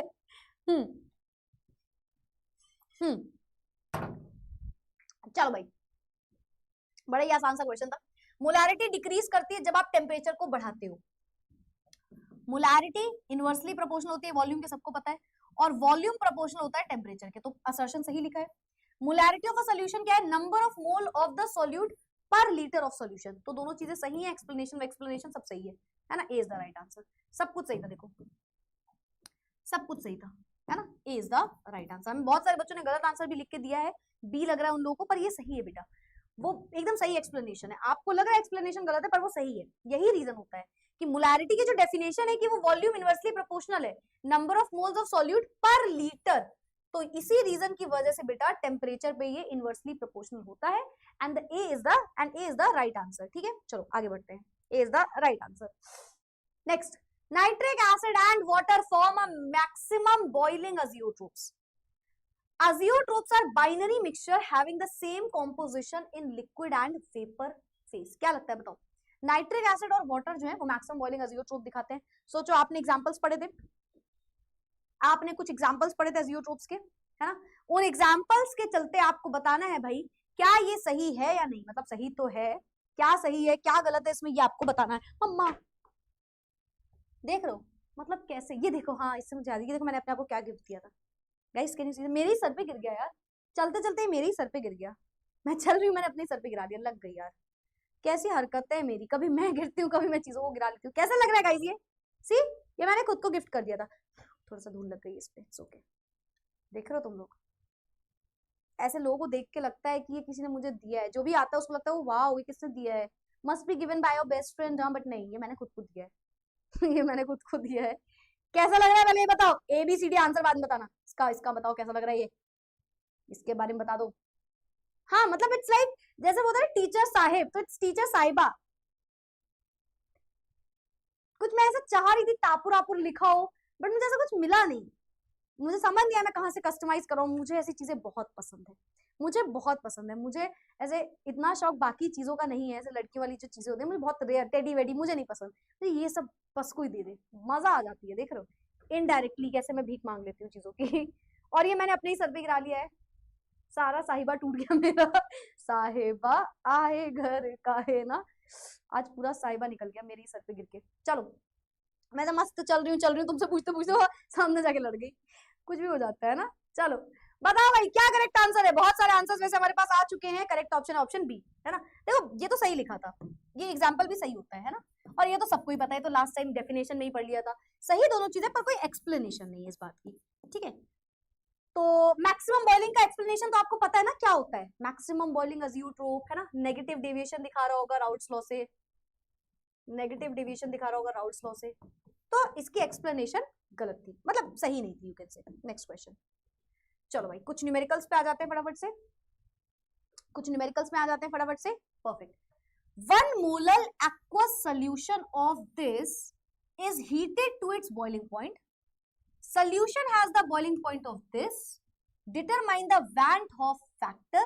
Kb आपको गिवन है। मैम ने बोला कभी भी हमें बेटा अपनी कहते हैं हमें अपने बारे में पता होना चाहिए, हमें बिल्कुल अपने आप को नहीं मानना है इंटेलिजेंट बेटा, बिल्कुल कभी नहीं सोचना, क्योंकि जो है ही नहीं वो क्यों सोचना तुम्हारे लिए, है ना।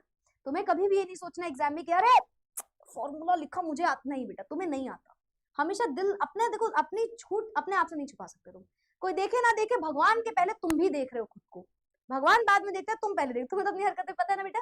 तो कभी भी बेटा डायरेक्ट यहाँ पे सॉल्व करने मत लग जाना, गिवन चीज लिख देना, भगवान के नाते बस तुम गिवन चीज लिख देना। और अगर एग्जाम में तुम्हें 30 मार्क खान बनना है तो उसके लिए फिर प्रैक्टिस इतनी कर लो आज से ही, अभी से गिवन चीज बार बार लिखा करो ताकि एग्जाम में लिखने की जरूरत ना पड़े, ठीक है।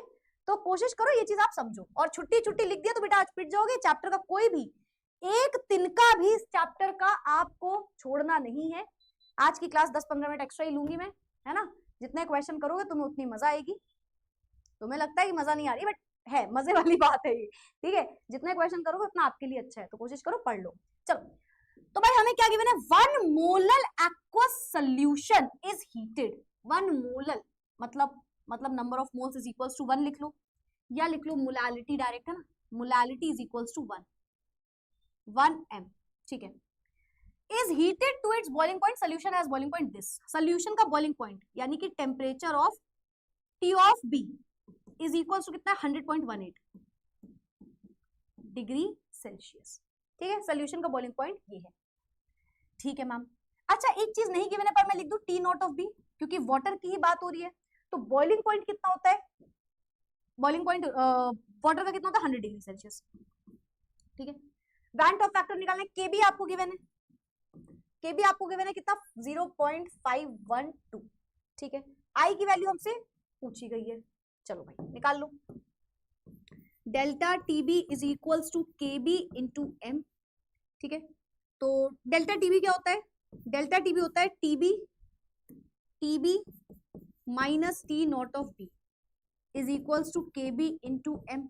टीबी कितना गिवन है, टीबी इंटू आई भी कर लेना, ठीक है।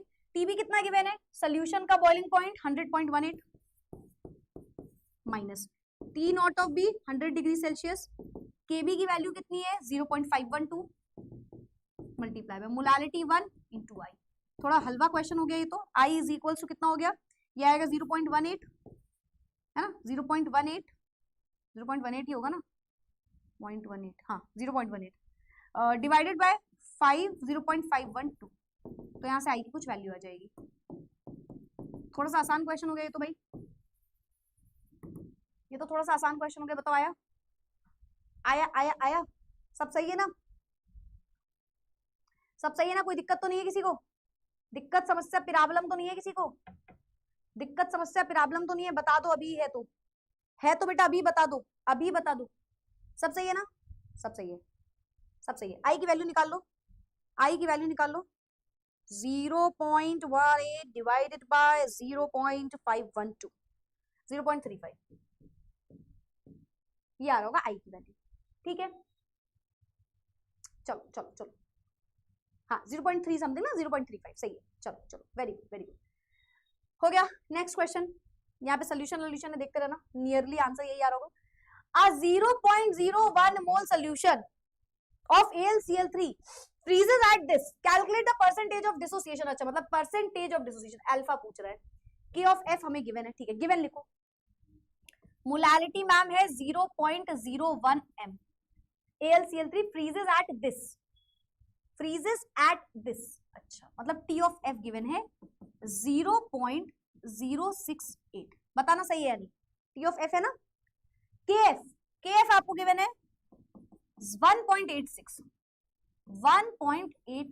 ठीक है ठीक है। और सबको पता है T नॉट ऑफ F तो हो जाएगा यहाँ पे 0 डिग्री सेल्सियस, ठीक है। और क्या बचा, calculate the degree of dissociation. Alpha आपको बताना है क्या है। अल्फा का फॉर्मूला क्या लगता है, क्या लगेगा? अल्फा का एक फॉर्मूला पड़ा है कि ma'am degree of dissociation equal होता है i-1 अपॉन n-1। अच्छा, n की वैल्यू क्या होगी? n की वैल्यू होती कैसे? बैलेंसिंग से निकलती है। n की वैल्यू बैलेंसिंग से निकलती है, याद है, क्योंकि यहाँ पे बात किसकी हो रही है? AlCl3 की। तो फॉर AlCl3 इसको जब मैम तोड़ेंगे तो ये टूटेगा Al plus 3 time of Cl -1। n की वैल्यू कैसे निकलेगी? ये एक बार है प्लस ये 3 बार है, तो यहां से n इक्वल्स टू आ जाएगा 4। तो यहां पे आप लिख लो n इक्वल्स टू 4। गिवन चीज में n इक्वल्स टू 4 भी हम लिख देंगे।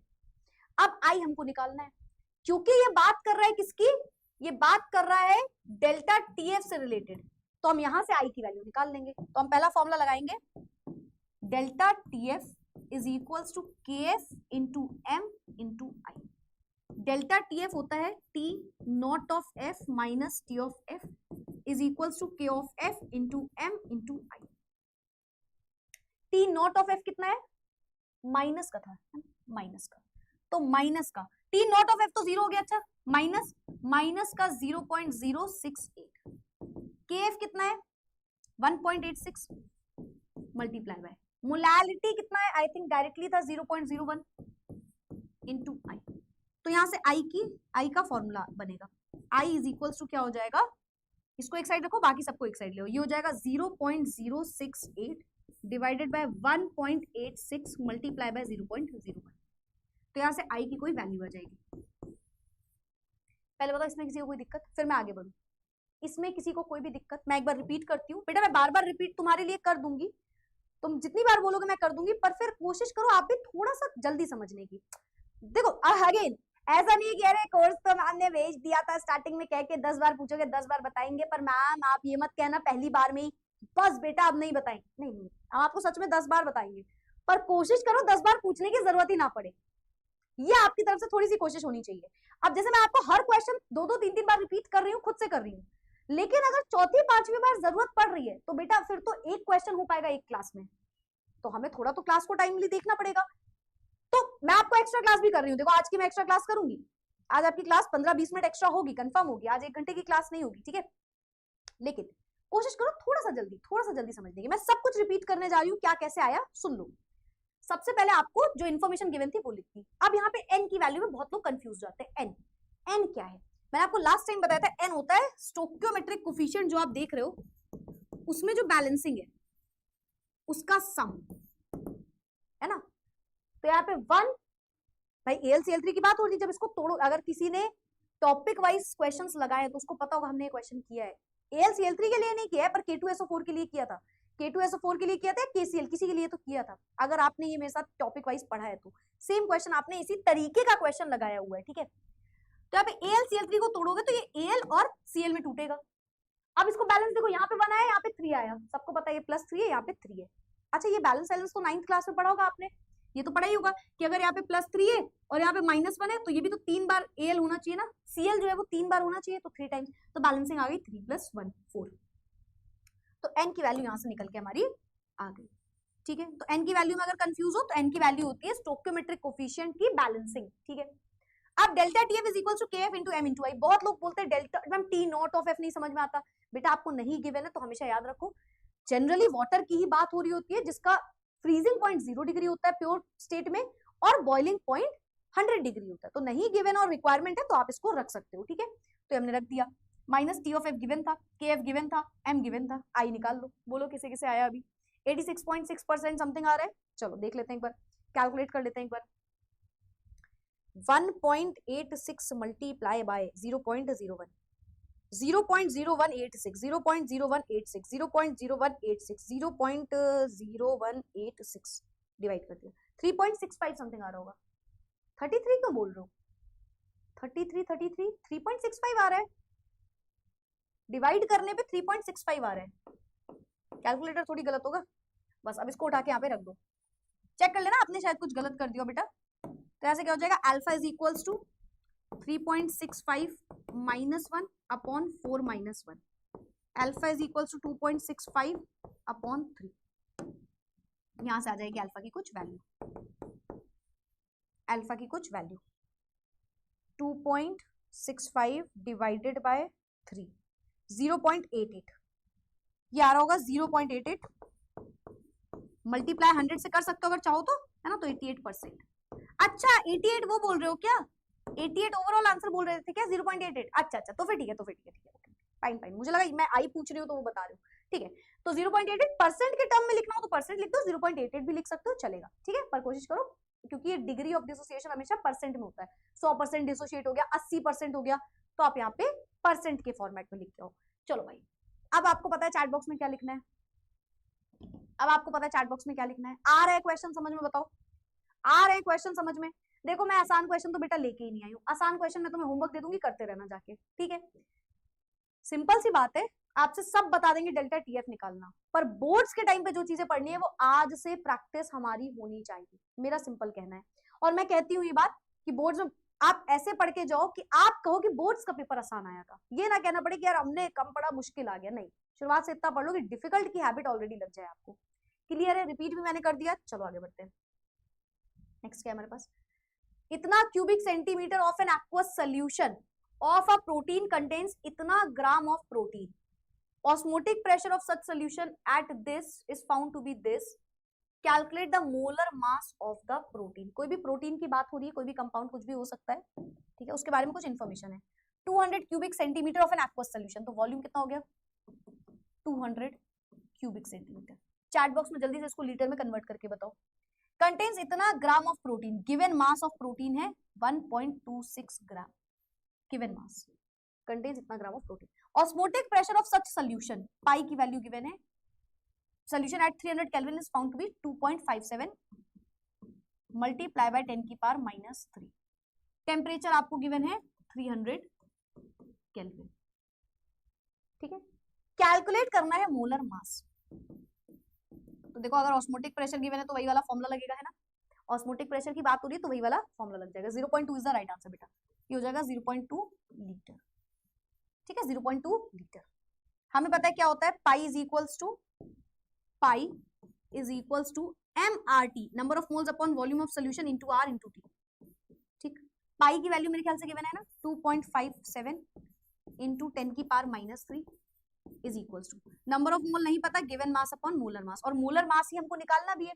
गिवन मास कितना है, गिवन मास कितना है 1.26 upon molar mass whole divided by volume of solution in litre, आपने कर ही दिया 0.2 डायरेक्ट लिख दे रही हूँ, है ना, या लिख लो 200 अपॉन 1000, आपके ऊपर है, इनटू आर की वैल्यू सबको पता है 0.0821 होती है यहाँ पे, टेम्परेचर 300 केल्विन है, नहीं लिखा है तो लिख लो R इज इक्वल टू 0.0821, ये वाली वैल्यू हमें रखनी होती है ऑस्मोटिक प्रेशर के टाइम पे।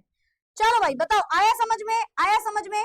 मोलर मास को एक साइड कर दो, बाकी सबको एक साइड ले जाओ, ठीक है, मोलर मास को एक साइड कर दो, बाकी सबको एक साइड ले जाओ, तो हो जाएगा molar mass is equals to 2.57 into 10 की पावर -3, है ना, 1/0.2, तो यानी कि यहाँ भी ऊपर आ जाएगा 0.2 डिवाइडेड बाय 1.26 इंटू 0.0821 इंटू 300, तो यहाँ से आ जाएगा मोलर मास की वैल्यू, यहाँ से आ जाएगी हमारे मोलर मास की वैल्यू। बताओ कितना आ रहा है, आया समझ में? इसको ऐसा करते हैं, यहाँ पे देख लेते हैं ना, सोल्यूशन हो गई 1.26, 0.083 वाली वैल्यू हो गई, 1.26 वाली वैल्यू हो गई, ठीक है। ये उल्टा क्यों है, उल्टा क्यों है? अच्छा एक सेकंड, मोलर मास इधर जाएगा, ये इधर आएगा, ओके ओके ओके, वेट, एक मिनट प्लीज सही करो, मोलर मास इधर है, वो इधर आएगा, तो ये इधर आएगा, ठीक है 1.26 इंटू 0.0821 इंटू 300 एक साइड रहेगा मोलर मास, और 0.2 यहाँ आ जाएगा, हाँ ठीक है, मोलर मास यहाँ, ये हाँ ठीक है, तो 2.57 इंटू 10 की पावर -3 इंटू 0.2, प्लीज करेक्टेड, यहाँ से मोलर मास निकल के आएगा, ठीक है, यहाँ से मोलर मास निकल के आएगा, तो molar mass is equals to, बताओ क्या आंसर आ रहा है, 61039 ग्राम पर मोल। मोलर मास की यूनिट याद रखना ग्राम पर मोल होती है, बोलो क्लियर। हाँ 1 बाय हो जाएगा, ठीक है ठीक है ठीक है, सही कर लेना सही कर लेना सही कर लेना सही कर लेना। मैंने इसको एक बार मतलब थोड़ा सा जल्दी में शायद ध्यान नहीं दिया होगा। ठीक है बताओ क्लियर क्लियर क्लियर क्लियर, किसे किसे आया? हमारे कितने बच्चों को ये क्लियर हो गया? कितने बच्चों को ये क्लियर हुआ? बच्चा पार्टी बता दे जल्दी से, बच्चा पार्टी थोड़ा जल्दी से बता दे, क्या ये क्लियर है उन्हें? क्या ये उन्हें क्लियर है? किसी भी प्रोटीन की बात हो रही होगी, ये किसी भी प्रोटीन की बात हो रही होगी। आ गया आगे आगे आगे आगे, जल्दी से बता दो एक बार। आ गया? चलो तो बहुत सारे क्लियर आ गए, बहुत सारे क्लियर आ गए। मेरे ख्याल से ये क्वेश्चन भी सबको समझ में आ गया होगा और अच्छे से समझ में आ गया होगा। ठीक है चलो परफेक्ट परफेक्ट, आगे बढ़ते हैं। क्या है नेक्स्ट? कुछ बचा कि हो गया? चलो भाई एक केस बेस्ड क्वेश्चन कर लिया जाए, बोलो तो कर लिया जाए। फिर देखो थोड़ा सा ही बचा है, फिर होमवर्क है। कितना बचा है? 1 क्वेश्चन, 2 क्वेश्चन, 3 क्वेश्चन, 4 क्वेश्चन, थोड़ा सा बचा है, थोड़ा सा कर लेते हैं। Read the passage below. देखो हमेशा केस बेस्ड जब भी आए तो पैसेज पढ़ने से पहले क्वेश्चन पढ़ लिया करो, तो पता चल जाता है क्या करना है ना। फ्रोजन सॉल्वेंट लिक्विड, ठीक है, डेल्टा डीएफ वाला ग्राफ है ना। चलो तो पहला क्वेश्चन देखो क्या है। 8 gram of benzoic acid is dissolved in इतना gram of benzene, shows depression in freezing point equal to this. ठीक है चलो भाई, तो हमारे पास कुछ इन्फॉर्मेशन गिवन है, कुछ इन्फॉर्मेशन गिवन है, उसके हिसाब से हम करते हैं फटाफट से। ठीक है अब इसको मुझे बार बार पलटना पड़ेगा। 8 gram benzoic acid, given mass है 8 gram benzoic acid dissolved in 30 gram benzene. 8 gram benzoic acid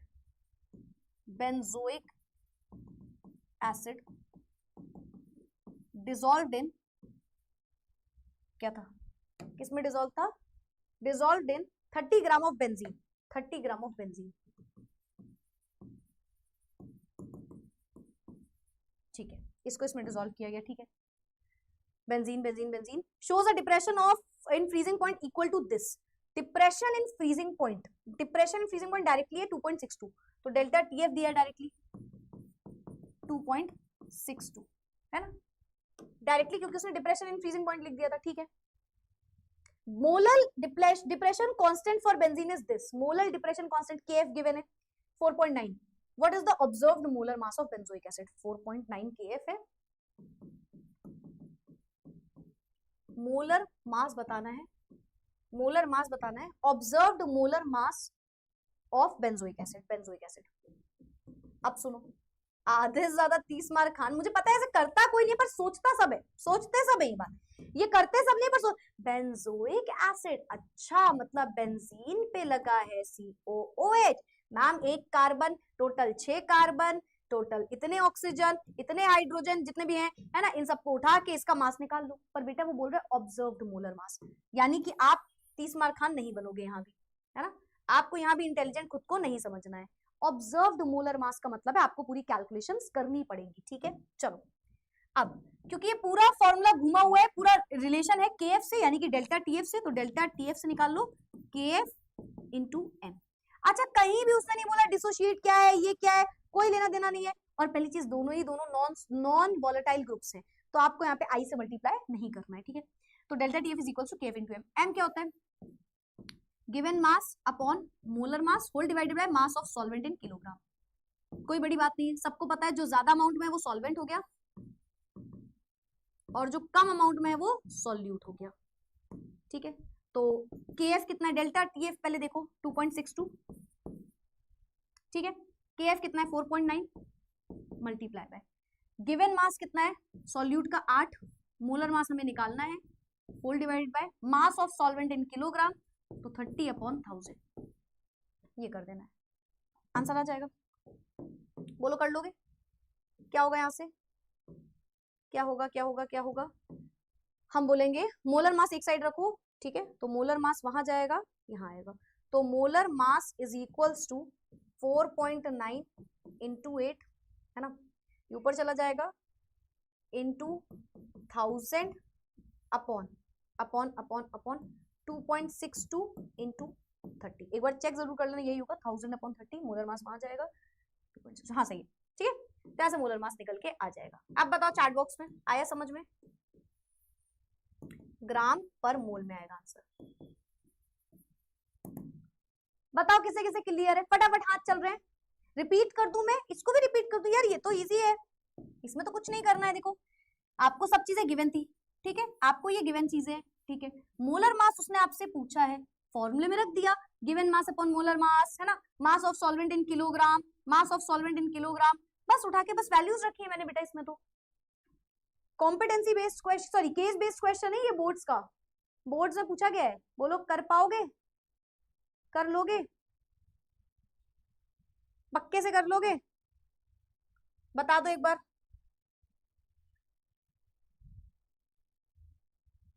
देखो हल्के मत लेना बेटा, कॉम्पिटेंसी बेस्ड और ये सब पढ़ना पड़ेगा।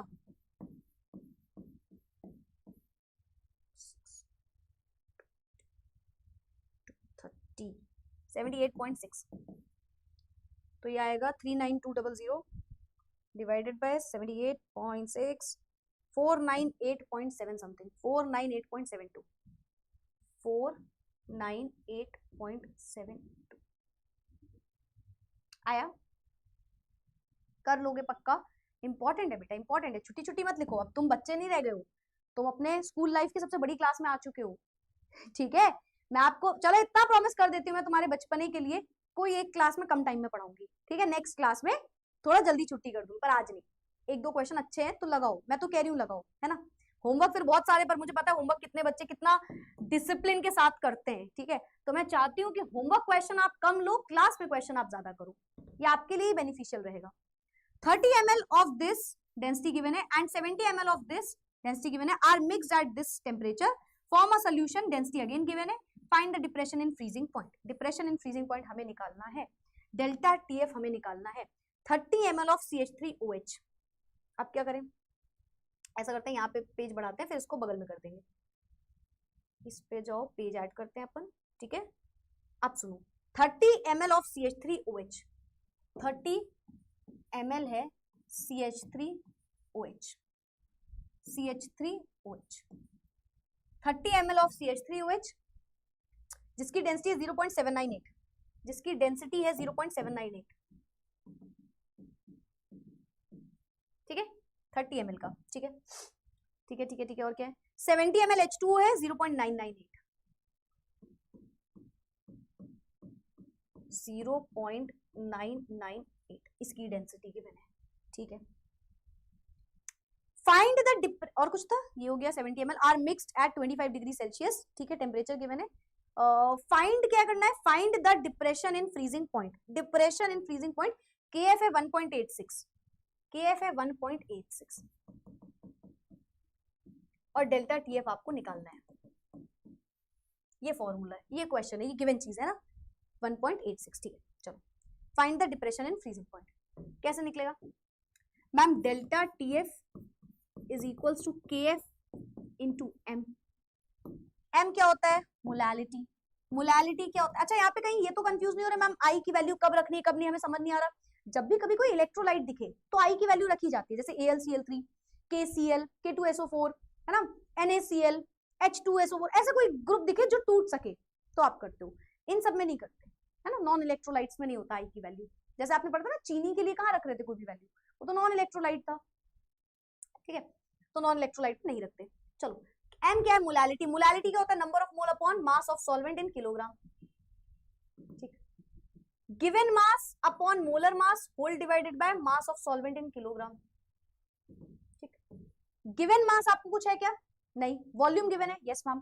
तो देखो सॉल्यूट के लिए निकाल लो, सॉल्यूट के लिए निकालो गिवन मास, तो density is equals to given mass upon molar mass. ये किसके लिए, ये देखो सॉल्यूट के लिए है ना, लेट्स से इसको मैंने सॉल्यूट बोल दिया, जो कम है वो सॉल्यूट है ना, तो ये सॉल्यूट के लिए सॉल्यूट, तो यहां से मास भी सॉल्यूट का निकलेगा और मोलर मास भी सॉल्यूट का होगा। तो मास कितना गिवन है नहीं पता मैम, लेकिन आप मास निकाल सकते हो, कैसे, इसको मान लीजिए density into molar mass, density given है यस मैम 30, नहीं सॉरी, डेंसिटी गिवन है 0.798 into into into into sorry mass upon volume, sorry sorry sorry mass upon volume, sorry sorry sorry mass upon volume of solute, है ना। Volume कितना है 30, निकाल लो कितनी आ रही है डेंसिटी, फिर इसके लिए निकालो, ये इसके लिए हो गया, फिर इसके लिए निकालो डेंसिटी ऑफ सॉल्वेंट, ताकि सॉल्वेंट का मास निकले, तो mass of solvent upon volume of solvent, ठीक है।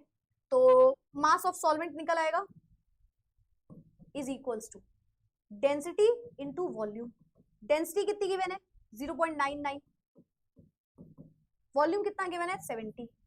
इन दोनों को बेटा चेक कर लो, इन दोनों को एक बार चेक कर लो, ठीक है। क्या क्या है, सबसे पहले है 0.798 इंटू 30 23.94, फिर है 0.99 इंटू 70 69.3। ये क्या था 0.798 इंटू 30 ही किया था ना 23.94, हाँ ठीक है चलो, तो ये कर लिया हमने। अब ये आ गया मास आ गया सॉल्यूट और सॉल्वेंट का, अब रख दो उठा के। गिवन मास कितना है, गिवन मास कितना है 23.94 divided by molar mass, molar mass इसका निकाल लोगे, कार्बन 12 प्लस हाइड्रोजन 4 4 बार है प्लस ऑक्सीजन 16, कितना आएगा, कितना आएगा 10 12 1 carry 1 2 3 32 given mass upon molar mass whole divide by mass of solvent कितना है 69.3, ठीक है। उठा के रख दो, कुछ नहीं करना है, उठा के रख दो। Delta TF is equals to KF है 1.86 मल्टीप्लाई बाय मोलालिटी आपने निकाला कितना 23.94 upon 32 whole divided by mass of solvent in kilogram 69.3, क्योंकि किलोग्राम है तो 1000 से डिवाइड कर देना। तो यहां से delta TF is equals to 1.86 into 23.94 into 1000 upon 32 into 69. यहां से आ जाएगी डेल्टा TF की वैल्यू। और डेल्टा है तो चाहे डिग्री में है चाहे केल्विन में, हमें नहीं सोचना है। कर लोगे बताओ, परेशान तो नहीं हो रहे हमारे बच्चे, कह रहे यार नहीं मैम नहीं आ रहा, नहीं समझ में आ रहा, बंद करो, ऐसे तो नहीं हो रहे हो? एक बार बताओ ऐसा हो तो नहीं रहा है किसी के साथ? यस मत लिख देना, पिट जाओगे अगर तुमने बोल दिया हाँ मैम ऐसे ही हो रहा है तो। अगर तुमने बोल दिया हाँ मैम ऐसे ही हो रहा है तो तुम पिट जाओगे मुझसे, तुम जाओगे पिट, याद है ना, तुम जाओगे पिट वाला डायलॉग, ठीक है। एक बार देख जरूर लेना। और इसको यहाँ पे कर दो, इसको यहाँ पे कर दो, ये सेकंड पार्ट है, ठीक है। चेक कर लो कितना आ रहा है, 1000 इंटू 1.86 इंटू 23.94 समथिंग है ना, 1.86 इसको मल्टीप्लाई किया होगा 19.9 डिग्री सेल्सियस, कहाँ गया 19.9 डिग्री सेल्सियस। कर लोगे? एक बार और बताऊं, एक बार और सुनने से रिपीट करती हूँ, चलो इसे रिपीट करती हूँ, डोंट वरी, परेशान मत हो, मैं रिपीट कर रही हूँ। आपको वॉल्यूम गिवन था ना सॉल्यूट और सॉल्वेंट का, ये है बेटा वॉल्यूम ऑफ सॉल्यूट, ये है वॉल्यूम ऑफ सॉल्वेंट, ठीक है। ये गिवन था, वॉल्यूम गिवन था, उसके बाद आपको डेंसिटी गिवन थी, ठीक है। हमने फॉर्मूला देखा पहले, delta TF is equals to KF into M। KF हमें पता है, मोलालिटी कैसे निकलता है ma'am, number of mole upon mass of solvent, मतलब given mass of solute upon ma'am molar mass of solute whole divided by mass of solvent. हमें mass तो पता ही नहीं है किसी का भी, पर हमें डेंसिटी और वॉल्यूम पता है, और हमें पता है density is equals to mass upon volume, density mass upon volume के बराबर होती है। तो यहां से इसका मास निकल आएगा, इसको यहां ले जाके मल्टीप्लाई कर दो, तो मल्टीप्लाई कर दिया हमने, पहला आंसर आ गया ये। तो मास ऑफ सॉल्यूट हमने निकाल लिया, वहां पे उठा के रख दो। फिर हमने क्या किया, सॉल्वेंट, उसके बाद गिवन मास अपॉन मोलर मास तो निकाल ही लोगे, मोलर मास सबको पता है ना, CH3OH का निकालना था, निकाल लिया। अब मास ऑफ सॉल्वेंट कैसे निकलेगा, नहीं पता, तो कोई बात नहीं, सॉल्वेंट की डेंसिटी पता है और वॉल्यूम पता है, वॉल्यूम और डेंसिटी पता है, density is equals to mass upon volume. इसको यहां ले जाके मल्टीप्लाई करेंगे, मास ऑफ सॉल्वेंट वापस से हमारा निकल के आ जाएगा, वापस से हमारा मास ऑफ सॉल्वेंट निकल के आ जाएगा, ठीक है। तो मास ऑफ सॉल्वेंट जब निकल के आ गया, उठा के यहाँ पे रख दिया, किलोग्राम में करना था तो 1000 से डिवाइड कर दिया, डेल्टा TF की वैल्यू ओवरऑल। उसके बाद तो बस कैलकुलेशन है, उसके बाद तो बस कैलकुलेशन है। बढ़िया question, again competency based question, competency based question ही है ये भी बेटा। चलो इस तरीके का क्वेश्चन है। What is the effect of addition of sugar on boiling and freezing point, बताओ यार, कम कर देगा बॉइलिंग पॉइंट और फ्रीजिंग पॉइंट, सबको पता है, नॉन वोलेटाइल है, नॉन वोलेटाइल है, जाएगा एसोसिएशन टाइप का कुछ हो जाता है ना, नॉन इलेक्ट्रोलाइट सॉरी जाएगा, तो कोई चेंजेस इतना नहीं होगा खास, और जो बॉइलिंग पॉइंट और फ्रीजिंग पॉइंट है वो कम हो जाएगा। फ्रीजिंग पॉइंट ऑफ डिप्रेशन का मेन कॉज क्या होता है, मेन कॉज बताओ क्या होता है फ्रीजिंग पॉइंट ऑफ डिप्रेशन का? तो ma'am freezing point of depression एक कोलिगेटिव प्रॉपर्टी है, तो नंबर ऑफ सॉल्यूट पार्टिकल्स पे वो डिपेंड कर रही होगी, ठीक है। एडिशन ऑफ शुगर करोगे, increase boiling point of water increases, एक सेकंड मैंने उल्टा बोल दिया, बॉइलिंग पॉइंट इंक्रीज करेगा, फ्रीजिंग पॉइंट जो है वो डिक्रीज करेगा, ठीक है। शुगर को ऐड किया, पानी में ऐड किया, नॉन आइडियल सोल्यूशन बना एंड फलाना फलाना काम हो गया। फ्रीजिंग पॉइंट एक कॉलिगेटिव प्रॉपर्टी है ना, बता दिया ऑब्जर्व कॉलिगेटिव प्रॉपर्टी है ना, और जो भी आई की वैल्यू उस हिसाब से इसको लिख देना। बाकी दोनों क्वेश्चन कर दिए, बस 2 क्वेश्चन करो फटाफट, फिर क्लास एंड कर देंगे। Soda water bottle kept at room temperature freezes on opening, है ना, फ्रीजेस, सॉरी फ्रीजेस नहीं, फ्रीजेस नहीं, फ्रीजेस, फ्रीजेस, फिज करती है, fizzes at opening, fizzes at on opening, fizzes at opening. Fizz क्यों करती है, सबको पता है, क्योंकि अंदर बहुत ज्यादा प्रेशर है, खोल दिया एटमॉस्फेरिक प्रेशर में आ गई, प्रेशर कम हो गया, और हमें पता है जितना ज्यादा प्रेशर उतनी ज्यादा गैस की सॉल्युबिलिटी, तो वो गैस फिज करके बाहर इसलिए निकली होगी क्योंकि सॉल्युबिलिटी कम कर दी हमने, है ना, क्योंकि हमने उसको एटमॉस्फेरिक प्रेशर पे हम लिया है और इस वजह से इसकी ये सॉल्युबिलिटी कम हो गई होगी। देखो soda water bottles normally sealed under high pressure, है ना, इंक्रीज कर देता है सॉल्युबिलिटी। वो जैसे ही बॉटल को खोला होगा, प्रेशर जो है वो सरफेस पे कम हो गया होगा, इसकी वजह से सॉल्युबिलिटी भी कम हो जाती है ना, बॉटल से बाहर आ जाएगी और हिजिंग नॉइज निकल के आएगी, या बोल लो फिजीनेस हो जाएगी। Scuba divers face painful condition when they go deep under the sea, how they overcome this condition. पहली चीज तो ये कंडीशन है बेंड्स, ये क्यों होती है, क्योंकि जैसे ही वो नीचे जाते हैं तो सॉल्युबिलिटी बढ़ जाती है। लेट्स से स्कूबा डाइवर्स जो सिलेंडर में गैस लेके गए वो नाइट्रोजन गैस है, तो उस गैस की सॉल्युबिलिटी उनकी बॉडी में बढ़ जाएगी। अब जैसे ही वो बाहर निकल के आएंगे, क्योंकि वापस से वो एटमॉस्फेरिक प्रेशर में आ गए, तो सॉल्युबिलिटी कम हो गई, तो वो गैस जो अंदर भर गई है वो बबल बन के बाहर निकलना चाहेगी, उसकी वजह से एक्सट्रीम पेन स्टार्ट हो जाएगा, ठीक है। तो scuba divers goes deep in the sea due to increase in pressure, है ना, हाई प्रेशर हो गया, सॉल्युबिलिटी भी बढ़ गई ब्लड में, यस मैम। जैसे ही वो बाहर निकल के आए, अमाउंट ऑफ डिसॉल्व्ड गैस जो है वो कम हो गई, जिसकी वजह से बबल्स बनने लग जाएंगे नाइट्रोजन गैस के ब्लड कैपिलरीज में, है ना, पेनफुल सेंसेशन हो जाएगी, कई लोगों की मौत भी हो जाती है इसकी वजह से, और इसी वजह से इसको हीलियम से रिप्लेस कर दिया गया है, ये भी मैंने आपको बताया था। Molarity is a function of temperature while molality does not. Molarity क्या होता है, number of moles upon volume, molality क्या होता है, number of moles upon mass of solvent in kilogram, क्योंकि वॉल्यूम डायरेक्टली प्रोपोर्शनल होता है टेम्परेचर के, इस वजह से मोलैरिटी भी टेम्परेचर पे डिपेंड करती है, ठीक, क्योंकि यहाँ पे वॉल्यूम है नहीं तो ये टेम्परेचर पे भी डिपेंड नहीं करेगा, ठीक है, पढ़ लो। Molarity is the number of moles of this, volume of a solution जो है वो टेम्परेचर के साथ चेंज होता है, तो मोलैरिटी टेम्परेचर पे डिपेंड करती है, वहीं मोलैलिटी में ऐसा कुछ नहीं होता। बताओ किसे किसे आ रहा है, depends on volume, very good, ठीक है। तो मैं ज्यादा टाइम वेस्ट नहीं कर रही, मुझे पता है ये बहुत बेसिक सी बात है, इतनी बार तुमने मेरे मुंह से सुन ही लिया है।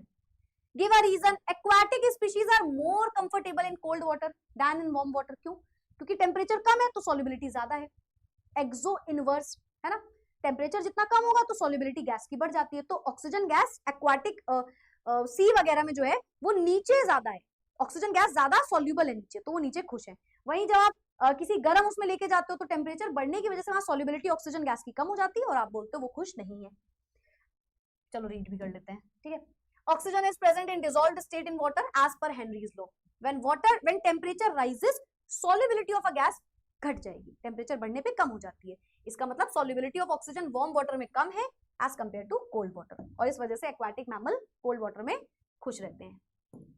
Higher altitudes people suffer from anoxia resulting in inability to think, क्यों, क्योंकि हायर ऑल्टीट्यूड्स में प्रेशर बहुत कम हो जाता है, लो प्रेशर हो जाता है, लो प्रेशर कम है तो सॉल्युबिलिटी कम हो जाती है ना, डिक्रीज कर जाती है सॉल्युबिलिटी ऑक्सीजन गैस की, और इस वजह से हमें प्रॉब्लम हो जाती है और एनॉक्सिया जैसी बीमारी हो जाती है। People suffer from anoxia because partial pressure of oxygen is less than that at the ground level, this leads to low concentration of oxygen in blood tissues, तो कमी की वजह से हमको एनॉक्सिया हो जाता है। इन द चैट बॉक्स आपको पता है क्या लिखना है, मजा आई। अच्छा एक और बात बताओ, मजा आई क्वेश्चंस में, क्वेश्चंस कैसे लगे, मैं आपको एक बात बताती हूँ जल्दी से, एनसीईआरटी जरूर सॉल्व करना है तुमको, देखो एनसीईआरटी जरूर सॉल्व करना है, मैंने एनसीईआरटी के कुछ क्वेश्चंस आपको करा दिए सेशन में, ठीक है, कुछ क्वेश्चंस करा दिए, लेकिन क्योंकि आपके लिए जो इंपॉर्टेंट होता है वो होता है पीवाईक्यू, वो होता है कॉम्पिटेंसी बेस्ड क्वेश्चंस, है ना, और इसके अलावा कुछ ऐसे ही इंपॉर्टेंट क्वेश्चंस जैसे कि, या बोलो इंपॉर्टेंट भी मत बोलो उसको, आप बोल सकते हो डिफिकल्ट क्वेश्चंस थोड़े से, लेवल अप क्वेश्चंस बोल सकते हो। और फिर बचता है आपके पास टॉपिक वाइज क्वेश्चंस। एंड बेटा ये सारी चीजें जोड़ के आपकी केमिस्ट्री बनती है ना, स्पेशली फिजिकल केमिस्ट्री जिसमें न्यूमेरिकल्स होते हैं। तो जितने भी क्वेश्चंस हैं, अगर आपको एक भी, देखो मुझसे जितना हो पाया मैं रिपीट कर दिया मैंने, है ना, मैं और भी कर दूंगी, आप बोलोगे हर बार, लेकिन आपकी कोशिश ये होनी चाहिए कि आप टॉपिक वाइज जब मैं पढ़ा रही होती हूँ तब इतने अच्छे से चीजों को पढ़ो कि आपको डाउट सेशन वाले दिन इसमें डाउट ना आए कि ये चीजें हो क्यों रही है ना। जैसे बहुत सारे बच्चे बोल रहे हैं बार बार एन की वैल्यू, जब मैं बोल रही हूँ alpha is equals to i minus 1 upon n minus 1, ये मैं कल ही आपको पढ़ा के गई हूँ, कल मैंने आपको एन की वैल्यू समझाई थी क्या होती है। तो अगर आप आज एन निकालना नहीं सीख पा रहे हो तो ये आपके कल की गलती है। मैंने तो रिपीट कर दिया, मैंने 2 बार रिपीट कर दिया एन कैसे निकालना है ना, 2-3 बार रिपीट कर दिया मैंने, लेकिन आपको ये कैसे नहीं पता है? जब मैंने ये चीज कल ही बताई है तो आपको कैसे नहीं पता? तो कोशिश करो ये सारी चीजें आपको पहले से ही आती हो। ये बढ़िया क्वेश्चंस है, मैं एनसीईआरटी के क्वेश्चंस नहीं लाई। मैं आपको एक और बात बताऊं, आई डोंट नो कितने लोग ओरिएंटेशन में आए थे या नहीं, कितने लोग, मैंने या तो ओरिएंटेशन में कहा था या तो मैंने कहा था बैच लॉन्च के दिन कि इस बार हर क्लास में, चाहे वो 11th हो चाहे 12th हो, क्योंकि हर साल देखो आप अपग्रेड होते हो, टीचर अपग्रेड होता है, क्वेश्चंस भी अपग्रेड होने चाहिए। तो मैंने ये चीज बोली थी कि हर क्लास में मैं बहुत सारे क्वेश्चंस कराऊंगी, एनसीईआरटी के बाहर के क्वेश्चंस जो अब बोर्ड्स पूछने लगा है। बोर्ड्स अब प्रॉपरली एनसीईआरटी नहीं लेता, जैसे आपके डी एंड एफ ब्लॉक में कोऑर्डिनेशन कंपाउंड्स में जो इनऑर्गेनिक केमिस्ट्री, उसमें एनसीईआरटी बहुत इंपॉर्टेंट होती है, पर फिजिकल केमिस्ट्री में बहुत डिफिकल्टी लेवल बढ़ जाता है क्वेश्चंस का, है ना। तो ये क्वेश्चंस का डिफिकल्टी लेवल करना आना चाहिए एक स्टूडेंट को। और जो बेसिक क्वेश्चन है मुझे पता तुम आंख बंद करके कर लोगे, तुम कभी भी प्रीवियस ईयर उठा लो अभी से। अच्छा ये भी बता दूं, बहुत सारे बच्चे ये भी पूछते हैं मैम कौन सी बुक फॉलो करें, कौन सी बुक फॉलो करें। बेटा तुम कुछ फॉलो मत करो केमिस्ट्री में, तुम प्रीवियस ईयर उठा लो, तुम 10 साल के प्रीवियस ईयर खरीद लो, 10 साल, मैं कह रही हूँ 6 साल के भी चलेंगे, 5-6 साल के भी चलेंगे, तुम प्रीवियस ईयर लगाओ, मैं सच बता रही हूँ। पहले ही दिन से शुरू हो जाओ। आपने चैप्टर 1 पढ़ लिया ना, लगा लो इसके पीवाईक्यू चैप्टर 1 के, तुम्हें कोई बुक नहीं लेनी है। मेरा पूरा वो टेक्स्ट बॉक्स क्या बोलते हैं उसको, वो भर गया है डीएम से, इस डीएम से कि मैम कौन सी बुक यूज करें। कोई बुक नहीं, सिर्फ केमिस्ट्री में इट्स वेरी सिंपल। केमिस्ट्री में मैं तुमको बोल रही हूँ, तुम बस मेरी क्लास के क्वेश्चन लगाओ, तुम एनसीईआरटी लगा लो, और तुम्हें बहुत टाइम है तुम्हारे पास, तुम्हें लगाने ही है, और क्वेश्चंस चुपचाप उठा के पीवाईक्यू लगाना स्टार्ट कर दो अभी से। इसके बाहर एक शब्द नहीं होता केमिस्ट्री में, एक शब्द नहीं होता केमिस्ट्री में, ठीक है, एक भी वर्ड। तो अब कुछ होमवर्क क्वेश्चन है, मैं आपको सीपीपी में भी ये क्वेश्चन डाल के दूंगी, ठीक है, चाहो तो अभी लिख लो, चाहो तो सीपीपी में ले लेना, ठीक है, देख लेना, या तो आपको अभी देखने हो क्वेश्चन अभी देख लेना, सीपीपी में देखने हो सीपीपी में भी मैं होमवर्क वाले ये वाले क्वेश्चंस डाल दूंगी, ठीक है। बाकी पीडीएफ आपको भी मिल जाएगी, तो सीपीपी का या तो वेट कर लो या तो इसी पीडीएफ से उठा के क्वेश्चन सॉल्व करने लग जाना, ठीक है। बाकी that's it for today. I hope मेरे बच्चों को पूरा का पूरा सॉल्यूशंस चैप्टर अच्छे से क्लियर हुआ होगा, बहुत अच्छे से समझ में आया होगा, कोई डाउट नहीं रहा होगा। बढ़िया बढ़िया क्वेश्चंस तुम कर चुके हो, तुम बिल्कुल परेशान मत होना। मैंने आपको ऑलमोस्ट 25-30 क्वेश्चन करा दिए इस चैप्टर के, 10-15 और अगर तुमने अपने आप से लगा लिए या एनसीईआरटी से देख लिए या कुछ भी ऐसे किया, ठीक है, और क्या हो सकता है क्या हो सकता है, तो तुम मान लो तुम्हें कुछ इसके बाहर सोल्यूशंस में नहीं आने वाला, ठीक है। एंड ठीक है ना, ठीक है, रिपीटेड पीवाईक्यू ये सब मैं करा रही हूँ बेटा, तुमको जो पीवाईक्यू मैं करवा रही हूँ, देखो अभी ये जो आप पढ़ रहे हो ना एनॉक्सिया वाली बीमारी, बेंड्स वाली, ये सब बहुत साल पूछे जा चुके हैं, बहुत रिपीटेड क्वेश्चन है, ये सब मेरी गारंटी मैं आपको करा दूंगी। पर अगर आपसे हो पाए और आपको कोई एक्स्ट्रा बुक की जरूरत लग रही है तो केमिस्ट्री में सिर्फ पीवाईक्यू उठा लो और कुछ नहीं चाहिए आपको केमिस्ट्री में, ठीक है। बाकी that's it for today, I will see you all in the next class with the new chapter electrochemistry. Chapter 2 start कर देंगे, आई होप मजा आई होगी, सॉल्यूशंस अच्छे से समझ में आया होगा। बाकी 2 दिन का टाइम है, मुझे पता है और भी आपकी क्लासेस होनी है, पर अगर टाइम बच जाए तो 1 घंटा निकाल देना, या चलो ठीक है अभी नहीं बोलूंगी, अभी आपकी क्लासेस और भी चल रही हैं, इस पूरे वीक में संडे तक का 1 घंटा निकालना और इस पूरे चैप्टर को एक बार गो थ्रू कर लेना, ठीक है, पूरा चैप्टर एक बार देख लेना, और तुम्हें थोड़ी डिफिकल्टी लेवल लग रहा है तो 1 घंटा और निकालो और क्वेश्चन सॉल्व कर लो। So it's all about solutions and I hope so आपको सॉल्यूशन मिल गया होगा कि केमिस्ट्री तुम्हें किससे अच्छे से समझ में आती है, कौन है वो, मैं, ठीक है। See you all in the next class कब है, Friday, see you all in the next class on Friday at 5 PM पे है, तो 5 बजे मिलते हैं। Bye bye, take care, keep studying, keep learning. यही सीपीपी भी है तो आप चाहो तो यहीं पे सॉल्व कर लो, या तो मैं अपलोड भी करवा दूंगी। बाय एवरीवन, टेक केयर, और जो लेक्चर 7 की दिक्कत आ रही है मैं चेक कर लूंगी। Bye everyone, thank you so much, take care, कर लेना, होमवर्क कर लेना, ठीक है, चलो बाय।